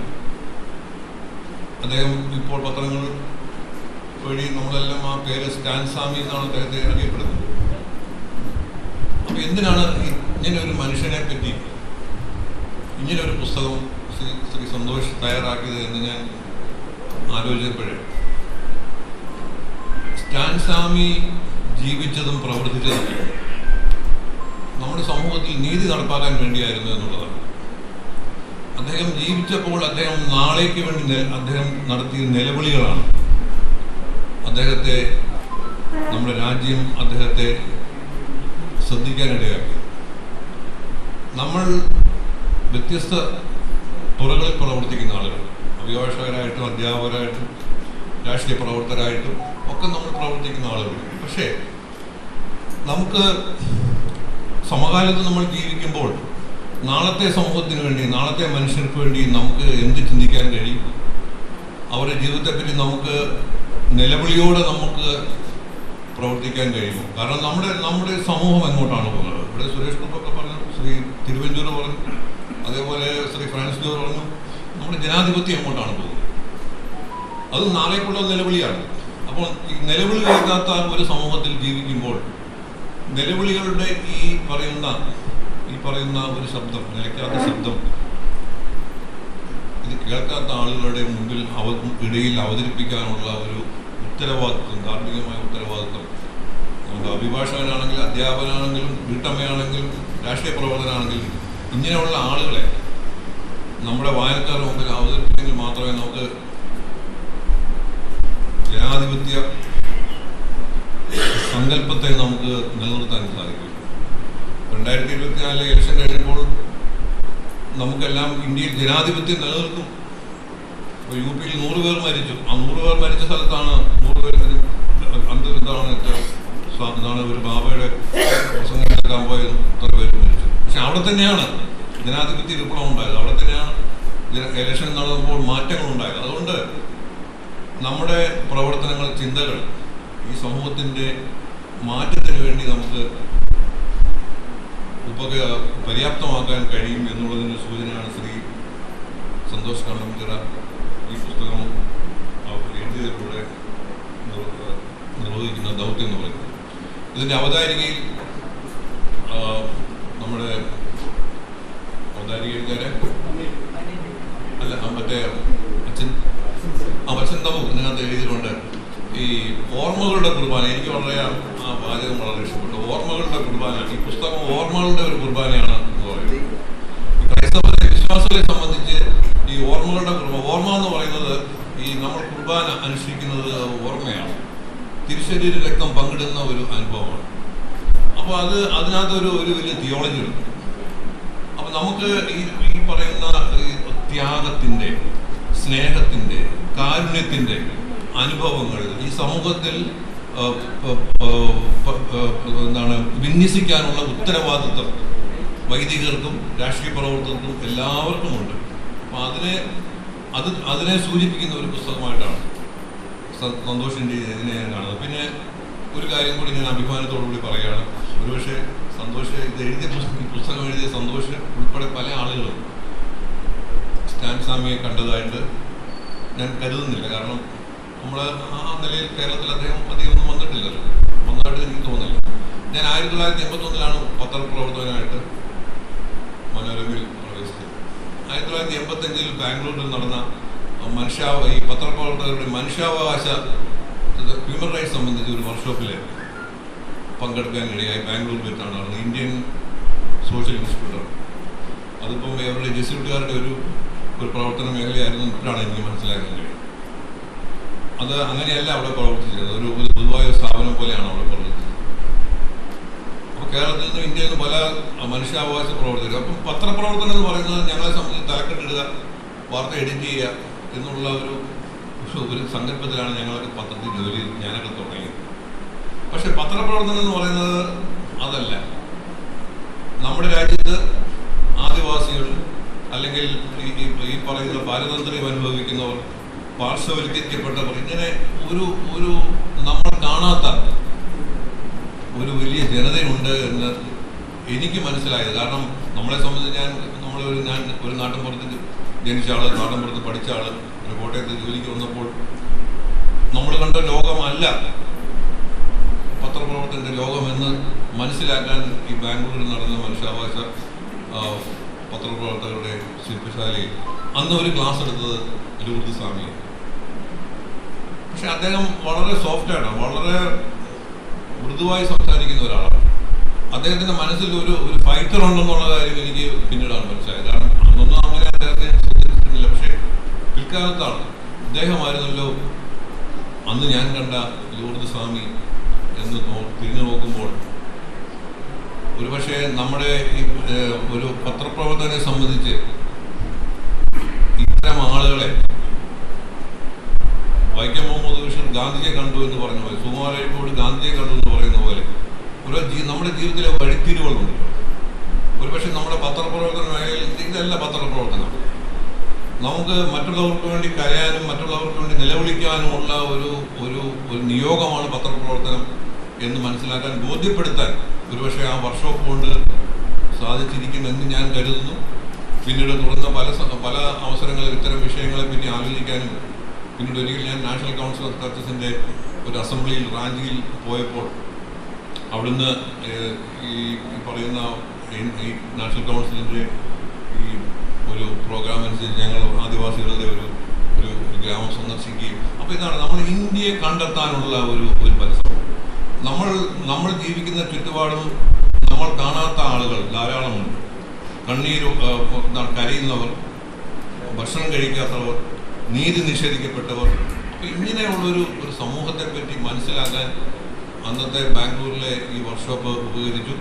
ഇപ്പോൾ സന്തോഷിൻ്റെ ഈ പുസ്തകം ഇവിടെ പ്രകാശിപ്പിക്കപ്പെടുമ്പോൾ എനിക്ക് തോന്നുന്നു അന്ന് അദ്ദേഹത്തെ കണ്ടത് ഒരു വലിയ നിയോഗമായിട്ട് തോന്നുന്നു.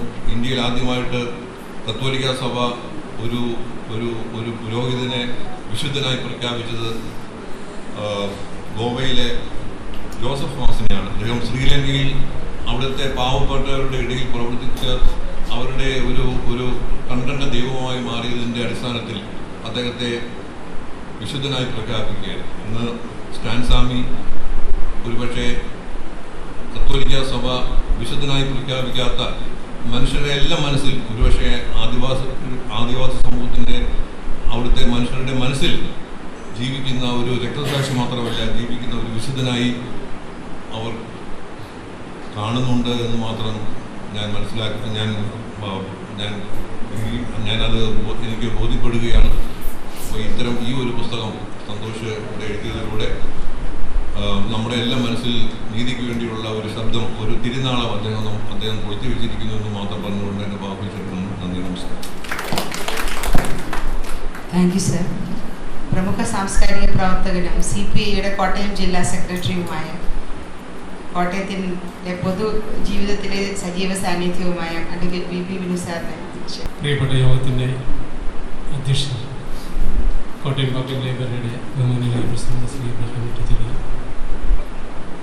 വേദിയിലുള്ള വളരെ ബഹുമാനിയായ വിശിഷ്ട വ്യക്തികൾ, സ്നേഹമുള്ള സഹോദരി സഹോദരന്മാരെ, സുഹൃത്തുക്കളെ, ഫാദർ സ്റ്റാൻ സ്വാമിയുടെ ജീവിതത്തെക്കുറിച്ചും ആദിവാസികളുടെ ഇടയിൽ അദ്ദേഹം നടത്തിയ പോരാട്ടങ്ങൾ ഇതുപോലൊരു വേദിയിൽ എനിക്ക് തോന്നുന്നു എൻ്റെ പ്രിയപ്പെട്ട സുഹൃത്ത് സുരേഷ് കുറുപ്പാണ്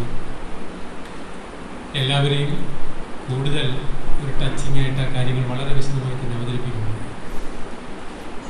ഞാൻ എൻ്റെ വിശദാംശങ്ങളിലേക്കൊന്നും കിടക്കുന്നത് എൻ്റെ പ്രിയപ്പെട്ട സുഹൃത്ത് ശ്രീ സന്തോഷ് കണ്ടെന്തലാണ്. അദ്ദേഹം ഇവിടെ പറഞ്ഞതുപോലെ ഒരു നല്ല ഫൈറ്ററാണ് എല്ലാ അർത്ഥത്തിലും, രാഷ്ട്രീയത്തിലും സാംസ്കാരിക രംഗത്തും പൊതുപ്രവർത്തന രംഗത്തുമെല്ലാം സന്തോഷിൻ്റെ ഇടപെടലുകൾ വളരെ ശക്തമായ ഭാഷയിൽ എന്തും പറയാനുള്ള അദ്ദേഹത്തിൻ്റെ തൻ്റെ ഇടവുമെല്ലാം നമ്മൾ കാണുന്നു. ഒരുപക്ഷെ ഈ തെരഞ്ഞെടുപ്പിന് ശേഷം നമ്മുടെ നാട്ടിലെ രാഷ്ട്രീയ സാഹചര്യത്തിൽ വലിയ മാറ്റങ്ങൾ വന്നുകൊണ്ടിരിക്കുന്നതുകൊണ്ട് സന്തോഷിന് വലിയ കുഴപ്പമില്ല. അല്ലെങ്കിൽ നരേന്ദ്രമോദിയുടെ ഭരണത്തിൻ്റെ കീഴിൽ പഴയ കാലത്ത് ഇപ്പം 3 ലക്ഷത്തിലധികം പേര് ഇന്ത്യയിലെ വിവിധ ജയിലുകളിൽ UAPA പോലുള്ള ജാമ്യമില്ലാ വകുപ്പുകൾ ചുമത്തി ജയിലിൽ അകപ്പെട്ടിരിക്കുന്നതാണെന്നുള്ളത്. അപ്പോൾ ഒരാളൊരു പുസ്തകം എഴുതിയാൽ അതിനകത്തെ ശക്തനായ ഫൈറ്ററാണ് സന്തോഷ് എന്ന് ബോധ്യപ്പെട്ടാൽ സന്തോഷിന് ഭാര്യ സുബി മാത്യു എൻ്റെ പ്രിയപ്പെട്ട സുഹൃത്തുക്കളുണ്ട്. സുബി സൂക്ഷിക്കണം, നമുക്ക് സന്തോഷിന് ഏത് നിമിഷം നരേന്ദ്രമോദിയുടെ ആ ജയിലിൽ പോകാൻ യോഗ്യത നേടേണ്ടി വരുന്ന ഒരാളാണ്. ഞാൻ സൂചിപ്പിച്ചത് പ്രതിഷേധിക്കാൻ, പ്രതികരിക്കാൻ, നമ്മുടെ സമൂഹത്തിൽ വരുന്നവരെ ഒറ്റപ്പെടുത്തുക, അവരെ ജയിലിലിടുക, അവരെത്ര ഇപ്പം 84 ഇയേഴ്സുള്ള സ്റ്റാൻ സ്വാമിയെ ഇതുപോലെ കൊല്ലാമെങ്കിൽ ആർക്കെതിരെ എന്താ ചെയ്യാൻ പാടില്ല? ഒരു ഗ്ലാസ് വെള്ളം എടുത്ത് കുടിക്കാൻ വേണ്ടി കഴിയാത്ത അത്ര ആരോഗ്യം പൂർണ്ണമായി തകർത്ത ഒരാളെ ജയിലിലിടുക, അതും ചങ്ങലക്കിട്ട് ജയിലിലിട്ട സംഭവം. നമ്മളെല്ലാം പറയുന്ന കോടതിയെ നമുക്ക് ബഹുമാന്യ കോടതി എന്ന് പറയുന്നത് ആ ബഹുമാനം പൂർണ്ണമായും നഷ്ടപ്പെട്ടു പോകുന്ന ധാരാളം അനുഭവം നമ്മുടെ ജീവിതത്തിൽ നേരിട്ട് ബോധ്യപ്പെടുന്നതാണ്. അദ്ദേഹത്തിൻ്റെ ഒരു സ്ട്രോ പോലും അനുവദിക്കാൻ കോടതിക്ക് ഉത്തരവ് കൊടുക്കാൻ കഴിഞ്ഞില്ല എന്ന ഏറ്റവും വലിയ ദാരുണമായ കാര്യം. ഞാൻ എൻ്റെ വിശദാംശങ്ങളിൽ മുതൽ എന്തായാലും സന്തോഷ് അദ്ദേഹത്തിൻ്റെ കവിതയും ലേഖനവും അഭിഭാഷക വൃത്തിയിലെയും സാംസ്കാരിക രംഗത്തെ ഇടപെടലിനോടൊപ്പം ഇതുപോലെ ഒരു ശക്തമായ ഇടപെടൽ നടത്താൻ, ഒരു പോരാട്ടത്തിൻ്റെ ശക്തമായ ഒരു സാന്നിധ്യമായി മാറാൻ കഴിയും. ഒരു ആത്മസുഹൃത്ത് എന്നുള്ളതിൽ സന്തോഷത്തോടൊപ്പം ഈ ചടങ്ങിൽ പങ്കെടുക്കാൻ കഴിഞ്ഞതിൽ, ഇതുപോലെ പുസ്തകം അദ്ദേഹം രചിക്കാൻ കഴിഞ്ഞതിലുള്ള സന്തോഷം രേഖപ്പെടുത്തിക്കൊണ്ട് എൻ്റെ വാക്കുകൾ സംഘടിപ്പിക്കുന്നു. നന്ദി, നമസ്കാരം. Thank you sir. കഴിഞ്ഞ 5 പതിറ്റാണ്ടായി കേരളത്തിൻ്റെ സാംസ്കാരിക രാഷ്ട്രീയ മേഖലകളിൽ പ്രശോഭിക്കുന്ന നിർമ്മല വ്യക്തിത്വവും പ്രമുഖ രാഷ്ട്രീയ നിരീക്ഷകനും നിരവധി ഗ്രന്ഥങ്ങളുടെ കർത്താവുമായ ശ്രീ ജോസഫ് M. പുതുശ്ശേരിയെ വേദിയിലേക്ക് ക്ഷണിച്ചുകൊള്ളുന്നു. യോഗാധ്യക്ഷൻ പ്രിയപ്പെട്ട മോഹൻ, വേദിയിലും സദസ്സിലും സന്നിഹിതരായിട്ടുള്ള ബഹുമാനിത സുഹൃത്തുക്കളെ, ഇന്ന് ഈ മീറ്റിങ്ങുകൾ കൊണ്ട് ഉദ്ദേശിക്കുന്ന ചടങ്ങ് കഴിഞ്ഞു. മഴ കഴിഞ്ഞ് മഴ പെയ്യുന്നു എന്ന് പറഞ്ഞതുപോലെ അതിൻ്റെ തുടർച്ചയായിട്ടുള്ള ആശംസകളാണ് ഇവിടെ നടക്കുന്നത്. അതുകൊണ്ട് ഞാൻ ദീർഘമായ സമയമെടുക്കുന്നില്ല. പ്രിയ സുഹൃത്ത് സന്തോഷ് കണ്ടഞ്ചര ഒരു മഹനീയമായ കൃത്യമാണ് ഇവിടെ നിർവഹിച്ചിരിക്കുന്നത്. അദ്ദേഹത്തിൻ്റെ ഇതിനു മുമ്പ് കവിതാ സമാഹാരം പ്രകാശനം ചെയ്തപ്പോഴും ഞാൻ അവിടെ ഒരു ആശംസാ പ്രസംഗമായിരുന്നു. എനിക്ക് സന്തോഷിനെ നോക്കിക്കാണുമ്പോൾ കാണാൻ കഴിയുന്നത് അന്യായങ്ങളോട്, അധർമ്മങ്ങളോട് സന്ധി ചെയ്യാത്ത, അത്തരം കാര്യങ്ങളിൽ അതിനെതിരായി പൊരുതാൻ ഒരു ത്വരയുള്ള മനുഷ്യനായിട്ടാണ് എനിക്ക് അദ്ദേഹത്തെ കാണാൻ കഴിയുന്നത്. എപ്പോഴും അദ്ദേഹത്തിൻ്റെ സംസാരത്തിലാണെങ്കിലും അദ്ദേഹത്തിൻ്റെ നടപടികളിലാണെങ്കിലും ഒക്കെ അത് പ്രതിഫലിക്കുന്നത് എപ്പോഴും നമുക്ക് കാണാം. അത് ആ ഒരു പ്രത്യേക സവിശേഷ സ്വഭാവമാണ് എനിക്ക് തോന്നുന്നു സ്റ്റാൻ സ്വാമിയെക്കുറിച്ച് എഴുതാൻ അദ്ദേഹത്തെ പ്രേരിപ്പിച്ചതെന്ന് എനിക്ക് തോന്നുകയാണ്. നമുക്കെല്ലാം അറിയാവുന്ന പോലെ സ്റ്റാൻ സ്വാമി ഇവിടെ അതുമായി ബന്ധപ്പെട്ട പശ്ചാത്തലം ശ്രീ സുരേഷ് കുറുപ്പ് വളരെ വിശദമായി സൂചിപ്പിക്കുകയുണ്ടായി. അദ്ദേഹത്തിൻ്റെ ജീവചരിത്രവുമായി ബന്ധപ്പെട്ട കാര്യം ഡിറ്റോ കാപ്പൻ ഇവിടെ വിശദമായി സൂചിപ്പിച്ചു. മരണത്തോടെ അമർത്യനായി മാറിയ ഈ വർത്തമാന കാലഘട്ടത്തിലെ ഒരു വ്യക്തിത്വമാണ് സ്റ്റാൻ സ്വാമി എന്ന കാര്യത്തിൽ യാതൊരു സംശയമില്ല. അദ്ദേഹത്തിൻ്റെ മരണം സംഭവിച്ച ശേഷമാണ് എല്ലാ മനുഷ്യ മനസ്സുകളിലും അദ്ദേഹത്തിന് ഒരമർത്യത കൈവരിച്ചിരിക്കുന്നു എന്ന കാര്യത്തിൽ യാതൊരു സംശയമില്ല. കാരണം എന്താണ്?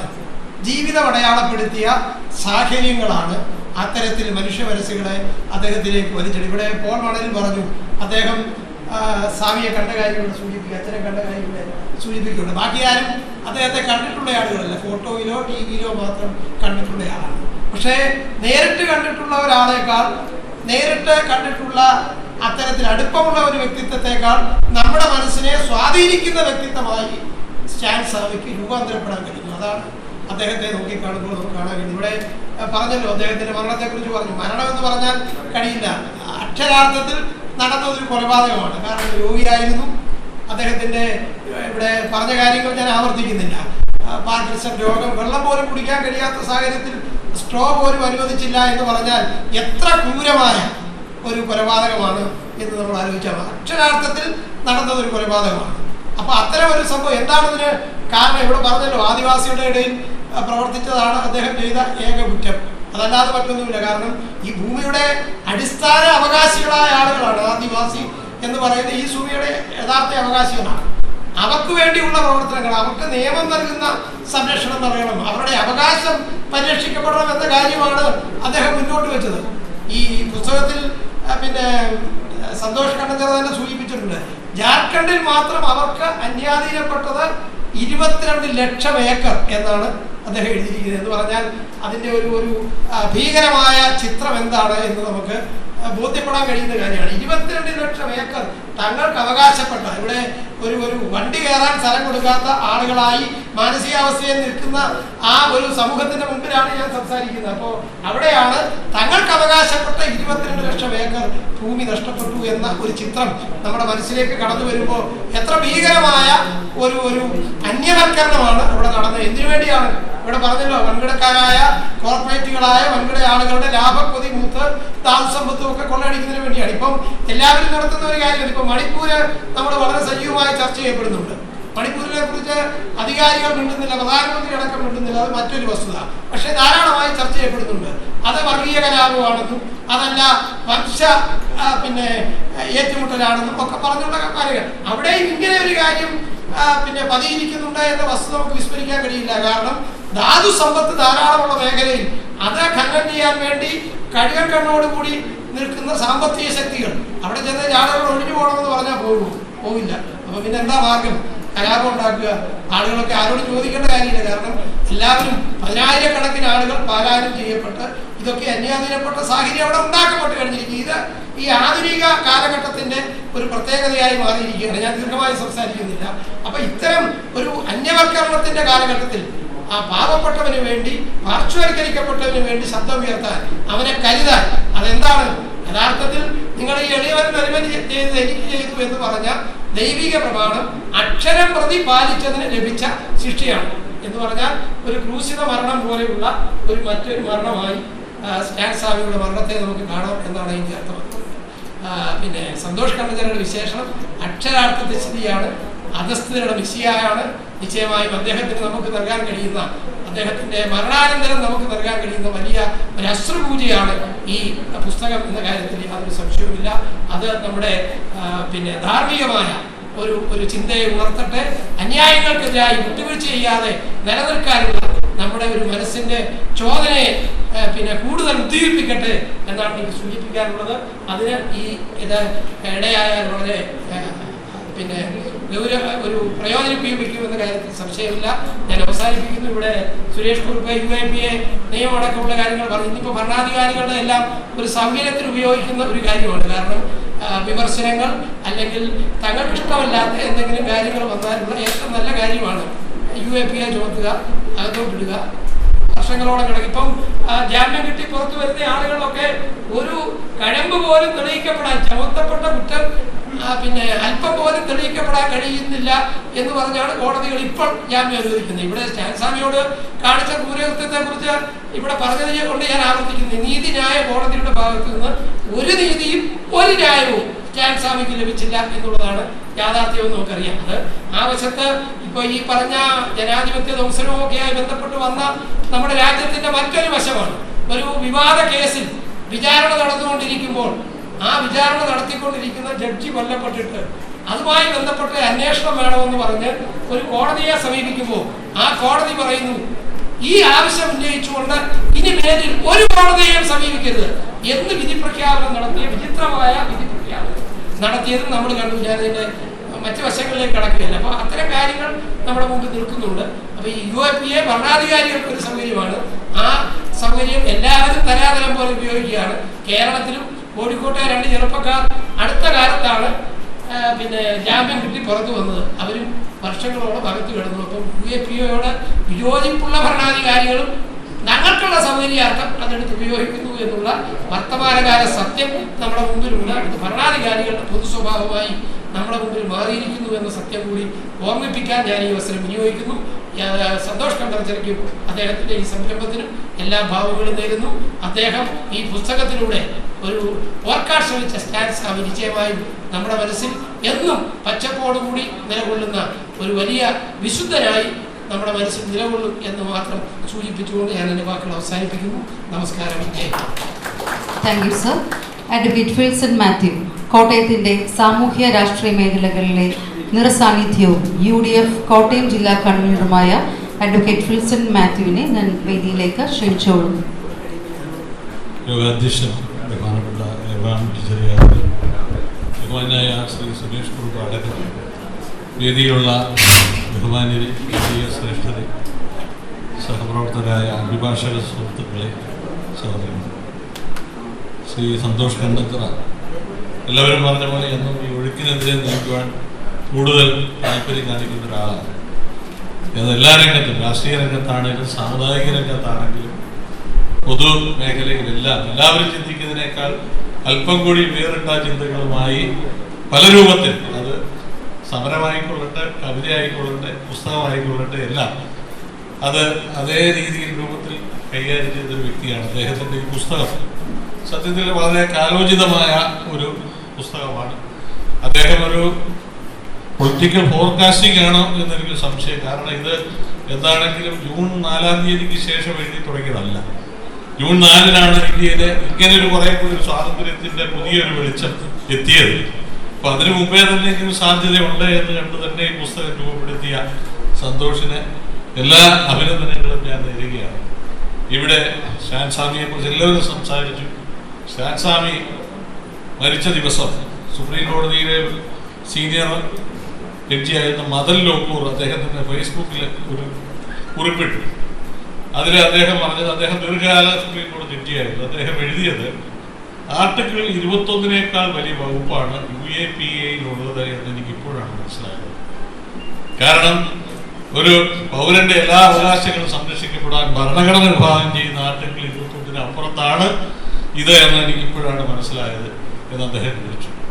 സത്യത്തിൽ സ്റ്റാൻ സ്വാമി, ഇവിടെ ഇരിക്കുന്ന അഭിഭാഷകർക്കൊക്കെ അറിയാം, ഒരു കസ്റ്റഡിയിൽ കിടക്കുന്ന പ്രതിയെ പുറത്തിറക്കാതിരിക്കാൻ കാണിക്കുന്നതാണ് അദ്ദേഹത്തിന്റെ കസ്റ്റഡി ആപ്ലിക്കേഷൻ. സ്റ്റാൻ സ്വാമി 1.5 വർഷക്കാലം ജയിലിൽ കിടന്നിട്ട് ഒരു തവണ പോലും അദ്ദേഹത്തെ ചോദ്യം ചെയ്യാൻ ഒരു പെറ്റീഷൻ അവിടെ NIA കൊടുത്തിട്ടില്ല. 1.5 വർഷക്കാലത്തിനിടയ്ക്ക് ഒരിക്കൽ പോലും ചോദ്യം ചെയ്യാൻ പോലും അദ്ദേഹത്തിന് എതിരെ ഒരു പെറ്റീഷൻ കൊടുത്തിട്ടില്ല. കാരണം അനാവശ്യമായി അദ്ദേഹം അവിടെ അടയ്ക്കപ്പെട്ടതാണ് എന്നവർക്ക് നല്ല ബോധ്യമുണ്ടായിരുന്നു. അദ്ദേഹം വെളിച്ചം കാണരുത് എന്ന് താല്പര്യത്തോടുകൂടി ചെയ്തതാണ്. അവസാന കാലത്ത് അദ്ദേഹം എഴുതിയൊരു കത്തുണ്ട്. ഈശാ സഭ അദ്ദേഹത്തിൻ്റെ സുഹൃത്തുക്കളായ അച്ഛന്മാർക്ക് എഴുതിയൊരു കത്തിൽ അദ്ദേഹം എഴുതിയിട്ടുണ്ട്, ഞാൻ ഇവിടെ കിടക്കുമ്പോഴാണ് ബോധ്യപ്പെട്ടത് എന്നെപ്പോലെ നിരവധിയായ ആളുകൾ എന്ത് വകുപ്പിലാണ് കൂട്ടിലടയ്ക്കപ്പെട്ടത് എന്ന് മനസ്സിലാകാതെയാണ് ഈ ജയിലുകളിൽ കഴിയുന്നത്. 100 കണക്കിന് ആളുകൾ. അദ്ദേഹം അവസാനം അതിൽ എഴുതിയത് കൂട്ടിലടയ്ക്കപ്പെട്ട കിളികൾക്കും പാടാൻ കഴിയും എന്നാണ്. കാരണം ഇവിടെ സുരേഷ് കുറുപ്പ് സൂചിപ്പിച്ച പോലെ ഈ 15 പേരും അദ്ദേഹത്തോടൊപ്പം ജയിലിലടയ്ക്കപ്പെട്ട, പക്ഷെ ഒരിക്കൽ പോലും ഇവരെ തമ്മിൽ കാണാൻ അനുവദിച്ചിട്ടില്ല.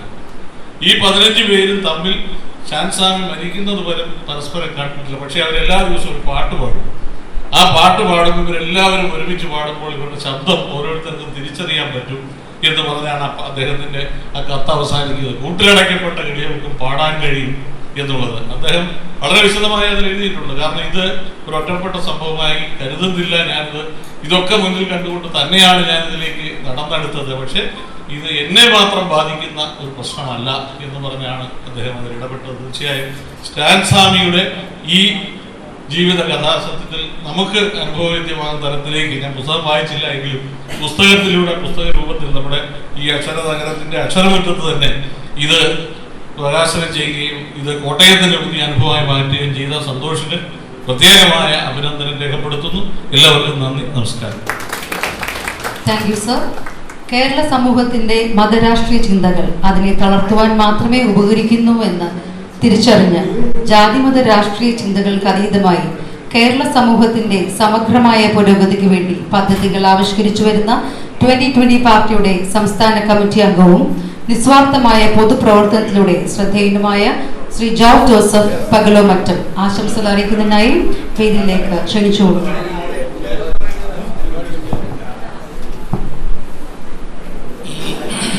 ഈ മംഗളകർമ്മത്തിന്റെ അധ്യക്ഷത വഹിക്കുന്ന ബഹുമാനപ്പെട്ട എബ്രഹാം സാർ, വേദിയിലും സദസ്സിലുമുള്ള പ്രിയപ്പെട്ട സഹോദരി, എല്ലാവരും പോയിക്കൊണ്ടിരിക്കുകയാണ്. ആ സമയത്ത് കൂടുതലായി ഒന്നും പറയാനിരിക്കില്ല. എങ്കിലും ചെറുപ്പത്തില് എൻ്റെ ഒരു അധ്യാപകൻ എന്നോട് പറഞ്ഞ വാക്കുകളാണ് ഞാൻ ഓർമ്മിക്കുന്നത്. വടിയെടുക്കാതെയും കണ്ണുരുട്ടാതെയും നമ്മെ നിരന്തരം പഠിപ്പിക്കുന്ന ദീർഘശാന്തതയുള്ള ഒരു ഗുരുവാണ് പുസ്തകം. സത്യത്തിൽ ഇന്ന് നമ്മുടെ ഇടയിലേക്ക് ഒരു ഗുരുവിനെയാണ് നമ്മുടെ പ്രിയപ്പെട്ട സന്തോഷ് നമുക്ക് തന്നിരിക്കുന്നത്. തീർച്ചയായിട്ടും സ്റ്റാൻ സ്വാമിയെ പറ്റി വിശദമായിട്ട് എല്ലാവരും പറഞ്ഞു. അതിനെ ഞാനൊരു 2 വാക്കിലൊന്ന് ഒതുക്കിക്കോട്ടെ. അത് മറ്റൊന്നുമല്ല, എനിക്ക് തോന്നുന്ന ഉള്ളൂരിന്റെ കവിതയാണെന്നാണ് എനിക്ക് തോന്നുന്നത്. കൃത്യമായിട്ട് അറിയത്തില്ല, അതുകൊണ്ടാണ് ഞാൻ അങ്ങനെ പറയുന്നത്. അടുത്തു നിൽപ്പോൾ അരികിനെ കാണാൻ അക്ഷികളില്ലാത്തോൻ അദൃശ്യനീശൻ അദൃശ്യനായാൽ അതിലെന്താശ്ചര്യം. ഇതായ നമ്മൾ ഓരോരുത്തരും അതിന്റെ പ്രതീകങ്ങളല്ലേ. അതിൽ നിന്ന് മറിച്ച് നമ്മുടെ സഹോദരനെ കാണുവാൻ കണ്ണുണ്ടായ ഒരു വ്യക്തിയാണ് സ്റ്റാൻ സ്വാമി അല്ലെങ്കിൽ ലൂർദ് സ്വാമി. അതാണ് ഈ കൃതിയിലൂടെ അദ്ദേഹം പ്രതിപാദിച്ചിരിക്കുന്നത്. എനിക്ക് നമ്മുടെ ബഹുമാനപ്പെട്ട കണ്ടഞ്ചനെ പറ്റി പറയാനുള്ളത് ഒന്നേ ഉള്ളൂ. അദ്ദേഹത്തിന്റെ പല പുസ്തകങ്ങളിലൊന്നാണ്. തീർച്ചയായിട്ടും ഇനിയും അദ്ദേഹം പുസ്തകങ്ങൾ എഴുതും. എനിക്ക് പറയാനുള്ള അദ്ദേഹം ഒരു 100 പുസ്തകം തികയ്ക്കട്ടെ എന്ന് ഞാൻ ആശംസിക്കുന്നു. ഞാൻ ഒരിക്കലേ നമ്മുടെ ഈയിടെ അശിശരീരനായ നമ്മുടെ ഒരു തിരുമേനിയുമായിട്ട് ഞാൻ സംസാരിച്ചു. 10 വർഷം മുമ്പ് അദ്ദേഹം ഞങ്ങൾ സംസാരിച്ചപ്പോൾ പറഞ്ഞ വാക്ക് ഞാൻ ഓർക്കുകയാണ്. അഭ്യസ്ത വിദ്യൻ അധികം അറിയുന്നു, ബുദ്ധിമാൻ അധികം ഗ്രഹിക്കുന്നു, വിവേകി അധികം തിരിച്ചറിയുന്നു. എന്നാൽ ജ്ഞാനി സൽഫലങ്ങൾ പുറപ്പെടുവിക്കുന്നു. തീർച്ചയായിട്ടും ഇങ്ങനെ ഒരു സൽഫലങ്ങൾ പുറപ്പെടുവിച്ച നമ്മുടെ സന്തോഷിയെ തീർച്ചയായിട്ടും നമ്മുടെ ജ്ഞാനികളുടെ കൂട്ടത്തിലേക്ക്, ആ ഗണത്തിലേക്ക് ഉയർത്തുകയാണ്. അദ്ദേഹം ഉയർന്നു വരട്ടെ എന്ന് ഞാൻ ഹൃദയപൂർവ്വം നിങ്ങൾ എല്ലാവരുടെയും പേരിൽ ആശംസിച്ചുകൊണ്ട്, ഇനിയും 100ാമത്തെ ബുക്ക് പ്രസിദ്ധീകരിക്കുമ്പോൾ ഞങ്ങളെയൊക്കെ ഓർക്കണമേ എന്നുകൂടി പറഞ്ഞുകൊണ്ട്, തീർച്ചയായിട്ടും അതിൽ ഒരു വാക്കുകൂടെ പറയാൻ നിവൃത്തിയില്ല. അദ്ദേഹത്തിന്റെ പ്രിയതമയുമായിട്ട് ഞാൻ ഒരിക്കൽ സംസാരിച്ചു 1-2 തവണ. പക്ഷെ അദ്ദേഹത്തിന് മുഴുവൻ പിൻബലം കൊടുക്കുന്നത് ആ മഹതിയാണ് എന്ന് ഞാൻ ആ നിമിഷം തന്നെ മനസ്സിലാക്കി. കാരണം അങ്ങനെ ഒരു നല്ല മകനെ അദ്ദേഹത്തിന് കിട്ടിയതിലെ ദൈവം കൊടുത്തതിൽ ദൈവത്തിന് നന്ദി പറയുന്നു കേട്ടോ. ഞാനിത് പറഞ്ഞെന്ന് ഓർത്തുകൊണ്ട് ആ പിൻബലം കുറച്ചേക്കരുത്. തീർച്ചയായിട്ടും തുടർന്നും വേണം. ഒരിക്കൽ കൂടി എല്ലാവർക്കും നന്ദി. Thank you very much.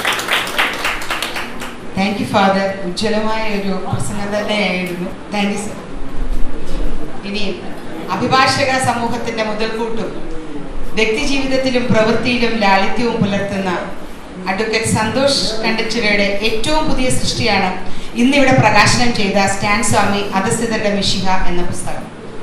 അനേകം ഗ്രന്ഥങ്ങളുടെ രചയിതാവും സിവിൽ റൂൾസ് ഓഫ് പ്രാക്ടീസിന്റെ പരിഭാഷകനും മറ്റനേകം നിയമപുസ്തകങ്ങളുടെ രചയിതാവും ആയ ഞങ്ങളുടെ പ്രിയപ്പെട്ട സന്തോഷ് സാറിനെ നന്ദി അർപ്പിക്കുന്നതിനായി വേദിയിലേക്ക് ക്ഷണിക്കുന്നു. പ്രിയപ്പെട്ടവരെ, വലിയ ആത്മസന്തോഷമുണ്ടായ ഒരു ദിവസമാണിന്ന്. ഇത്ര സമൃദ്ധമായ ഒരു സദസ്സും സമ്പന്നമായ ഒരു വേദിയും സാധാരണ സംഭവിക്കാറുള്ള ഒരു കാര്യമല്ലെന്ന് നിങ്ങൾക്കൊക്കെ അറിയാവുന്നതാണ്. ഈ പ്രതികൂല കാലാവസ്ഥയിലും ഈ പുസ്തകത്തോടും ഈ ആശയങ്ങളോടും ഈ സ്റ്റാൻ സ്വാമിയോടുമുള്ള ബഹുമാനവും സ്നേഹവും കൊണ്ട് ഇവിടെ എത്തിച്ചേർന്ന, ഞാൻ പ്രതീക്ഷിച്ചതിലധികം പേര് ഇവിടെ എത്തിച്ചേർന്നു എന്നാണ് ഞാൻ വിചാരിക്കുന്നത്. പലരും എത്തിച്ചേരാൻ പറ്റാഞ്ഞതിൻ്റെ കാരണങ്ങളും കൂടെ പറയുകയുണ്ടായി. എനിക്ക് നിങ്ങളോട് പറയാനുള്ളത്, സ്റ്റാൻ സ്വാമി മരണപ്പെട്ട 3 വർഷം മുമ്പത്തെ ജൂലൈ 5-ാം തീയതി മുതൽ ഇതൊരു നീറുന്ന വേദനയായിട്ട് എൻ്റെ മനസ്സിൽ അവശേഷിക്കുകയാണ്. ഈ പുസ്തകം ഒന്ന് എഴുതി ഫിനിഷ് ചെയ്ത് ഇതിൻ്റെ അവതാരികയും എല്ലാം റെഡിയായി. പന്ന്യൻ രവീന്ദ്രനാണ് ഇതിൻ്റെ അവതാരിക എഴുതിയിരിക്കുന്നത്. ഇതിനെക്കുറിച്ചൊരു പഠനോപന്യാസം തയ്യാറാക്കിയത് ഡൽഹി സെൻറ്റ് സ്റ്റീവൻസ് കോളേജിൻ്റെ മുൻ പ്രിൻസിപ്പളും മനുഷ്യാവകാശ കമ്മീഷൻ, ദേശീയ മനുഷ്യാവകാശ കമ്മീഷൻ മെമ്പറുമായിരുന്ന ഡോക്ടർ വത്സൻ തമ്പുവാണ്. ഇതെല്ലാം കൈ കിട്ടാനായിട്ട് താമസിച്ചു. അല്ലെങ്കിൽ കഴിഞ്ഞ വർഷം ഈ ദിവസം ഈ പുസ്തകം ഇറങ്ങേണ്ടതായിരുന്നു. എന്നാണെങ്കിലും ഈ ഇവിടെ എനിക്ക് മുമ്പ് പ്രസംഗിച്ച ആരാണെന്ന് ഞാനിപ്പോൾ ഓർക്കുന്നില്ല, ഇവിടെ പറഞ്ഞതുപോലെ 3-ാം ദിവസം ക്രിസ്തു ഉയർത്തെഴുന്നേറ്റു എങ്കിൽ 3 വർഷം തിരിഞ്ഞപ്പോൾ ഇവിടെ ഉയർത്തെഴുന്നേറ്റിരിക്കുന്നത് സാക്ഷാൽ സ്റ്റാൻ സ്വാമിയാണ്. അദ്ദേഹത്തിൻ്റെ സ്മരണ, അദ്ദേഹത്തെക്കുറിച്ചുള്ള നീറുന്ന ഓർമ്മകൾ മാനുഷികതയും മാനവികതയും ഉള്ളിൽ ജ്വലിക്കുന്ന ഏതൊരു വ്യക്തിയുടെയും മനസ്സിൽ എക്കാലവും നിറഞ്ഞു നിൽക്കും. നമുക്കറിയാം, ഇവിടെ എല്ലാവരും പറയുകയുണ്ടായി, വളരെ വിശദമായി പുസ്തകത്തിൽ നിന്നും അല്ലാതെയും പലരും പറയുകയുണ്ടായി. നീതി നിമിത്തം ഉപദ്രവിക്കപ്പെട്ട ഒരു മനുഷ്യനായിരുന്നു സ്റ്റാൻ സ്വാമി. അദ്ദേഹത്തിനെതിരെ യാതൊരു തെളിവുമില്ലാതെ അദ്ദേഹം പാവങ്ങളുടെ കൂടെ നിന്നു എന്നുള്ള ഒരു കുറ്റത്തിന് മാത്രം ശിക്ഷിക്കപ്പെട്ടയാളാണ്. യാതൊരു തെളിവുകളുമില്ല. അദ്ദേഹത്തിനെതിരെ ആകപ്പാടെ ദേശീയ അന്വേഷണ ഏജൻസി കണ്ടെത്തിയ കുറ്റം എന്താണെന്ന് വെച്ച് കഴിഞ്ഞാൽ 140 തവണ അദ്ദേഹത്തിൻ്റെ ഫോണിൽ നിന്നും കമ്പ്യൂട്ടറിൽ നിന്നും സഖാവ്, കോമ്രേഡ് എന്ന് അഭിസംബോധന ചെയ്തിട്ടുണ്ട് എന്നുള്ളതാണ്. അതുകൊണ്ട് അദ്ദേഹം മാവോയിസ്റ്റാണെന്നാണ് പറഞ്ഞിരിക്കുന്നത്. വേറെ യാതൊരു തെളിവുമില്ല. ഈ ഹാക്കിംഗ് ഒക്കെ നടത്തിയെങ്കിലും അദ്ദേഹത്തിനെതിരെ വെളിച്ചത്ത് കാണിക്കാവുന്ന യാതൊരു തെളിവും ഇപ്പോഴും ഇല്ല. പക്ഷേ ഏറ്റവും വലിയ ഒരു വേദനിപ്പിക്കുന്ന സത്യം, മരണശേഷവും അദ്ദേഹം കുറ്റവാളിയായി തുടരുന്നു എന്നുള്ളതാണ്. മരണം കൊണ്ട് പോലും അദ്ദേഹത്തിന് മോചനം കിട്ടിയില്ല. നമ്മുടെ മരണ സംവിധാനത്തിൽ കോടതികൾ വെറും നോക്കുകുത്തികളായി മാറി എന്ന് പറയുന്നതിൽ ഒട്ടും വിഷമിക്കേണ്ട കാര്യമില്ല. കോടതികൾ വെറും ഒരു എഴുത്ത് യന്ത്രം മാത്രമായി അധപതിച്ചു സ്റ്റാൻ സ്വാമിയുടെ കാര്യത്തിൽ.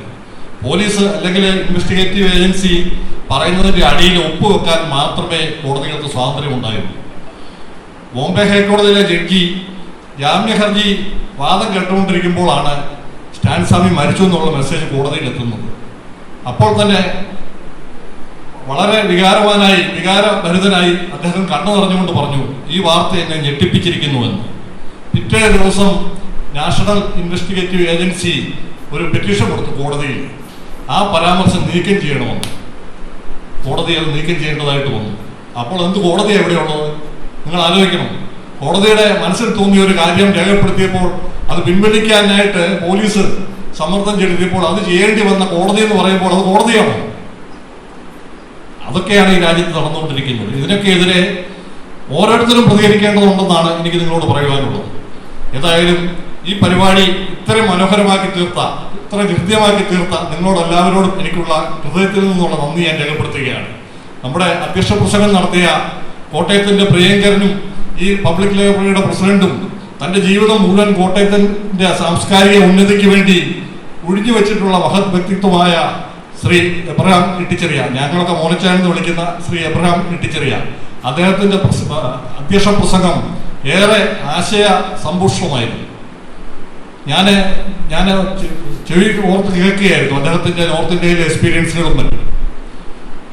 ഈ പ്രായത്തിൽ ഇതെല്ലാം ഓർമ്മ വെച്ചുകൊണ്ട് ഇത്ര ഉജ്ജ്വലമായ ഒരു പ്രസംഗത്തിൽ തുടങ്ങി സുരേഷ് കുറുപ്പിന്റെ പ്രസംഗം, അത് ഈ പുസ്തകത്തിലുള്ള മുഴുവൻ കാര്യങ്ങളും അദ്ദേഹം നിങ്ങൾക്ക് വിശദീകരിച്ചു തന്നു എന്നാണ് ഞാൻ മനസ്സിലാക്കുന്നത്. അങ്ങനെ ഇവിടെ പ്രസംഗിച്ചവരെല്ലാവരും തന്നെ ഈ പുസ്തകം പരിചയപ്പെടുത്തിയ രാജാ ശ്രീകുമാർ വർമ്മ, ഓരോരുത്തരെയും ഞാൻ പേരെടുത്ത് പറയുന്നില്ല, അഡ്വക്കേറ്റ് വി ബിനു, എല്ലാവരും തന്നെ ഈ പുസ്തകത്തെ മനസ്സിലേക്ക് ഏറ്റെടുത്ത് നടത്തിയ പ്രസംഗമായിരുന്നു നാം ഇവിടെ കേട്ടുകൊണ്ടിരുന്നത്. ഈ ചടങ്ങിൽ ആദ്യോടൊപ്പം സഹകരിച്ച നിങ്ങളെ എല്ലാവരെയും ഇത്തരം ഒരു സാംസ്കാരിക പരിപാടി ഒരു വൻ വിജയമാക്കി തീർക്കുവാനായിട്ട് ത്യാഗങ്ങൾ സഹിച്ച് ഇവിടെ എത്തിച്ചേർന്ന നിങ്ങളെ ഏവരെയും ഹൃദയത്തിൽ നിന്നും നന്ദി അറിയിച്ചുകൊണ്ട് ഞാൻ ദീർഘിപ്പിക്കുന്നില്ല, എൻ്റെ വാക്കുകൾ അവസാനിപ്പിക്കുന്നു. നന്ദി, നമസ്കാരം.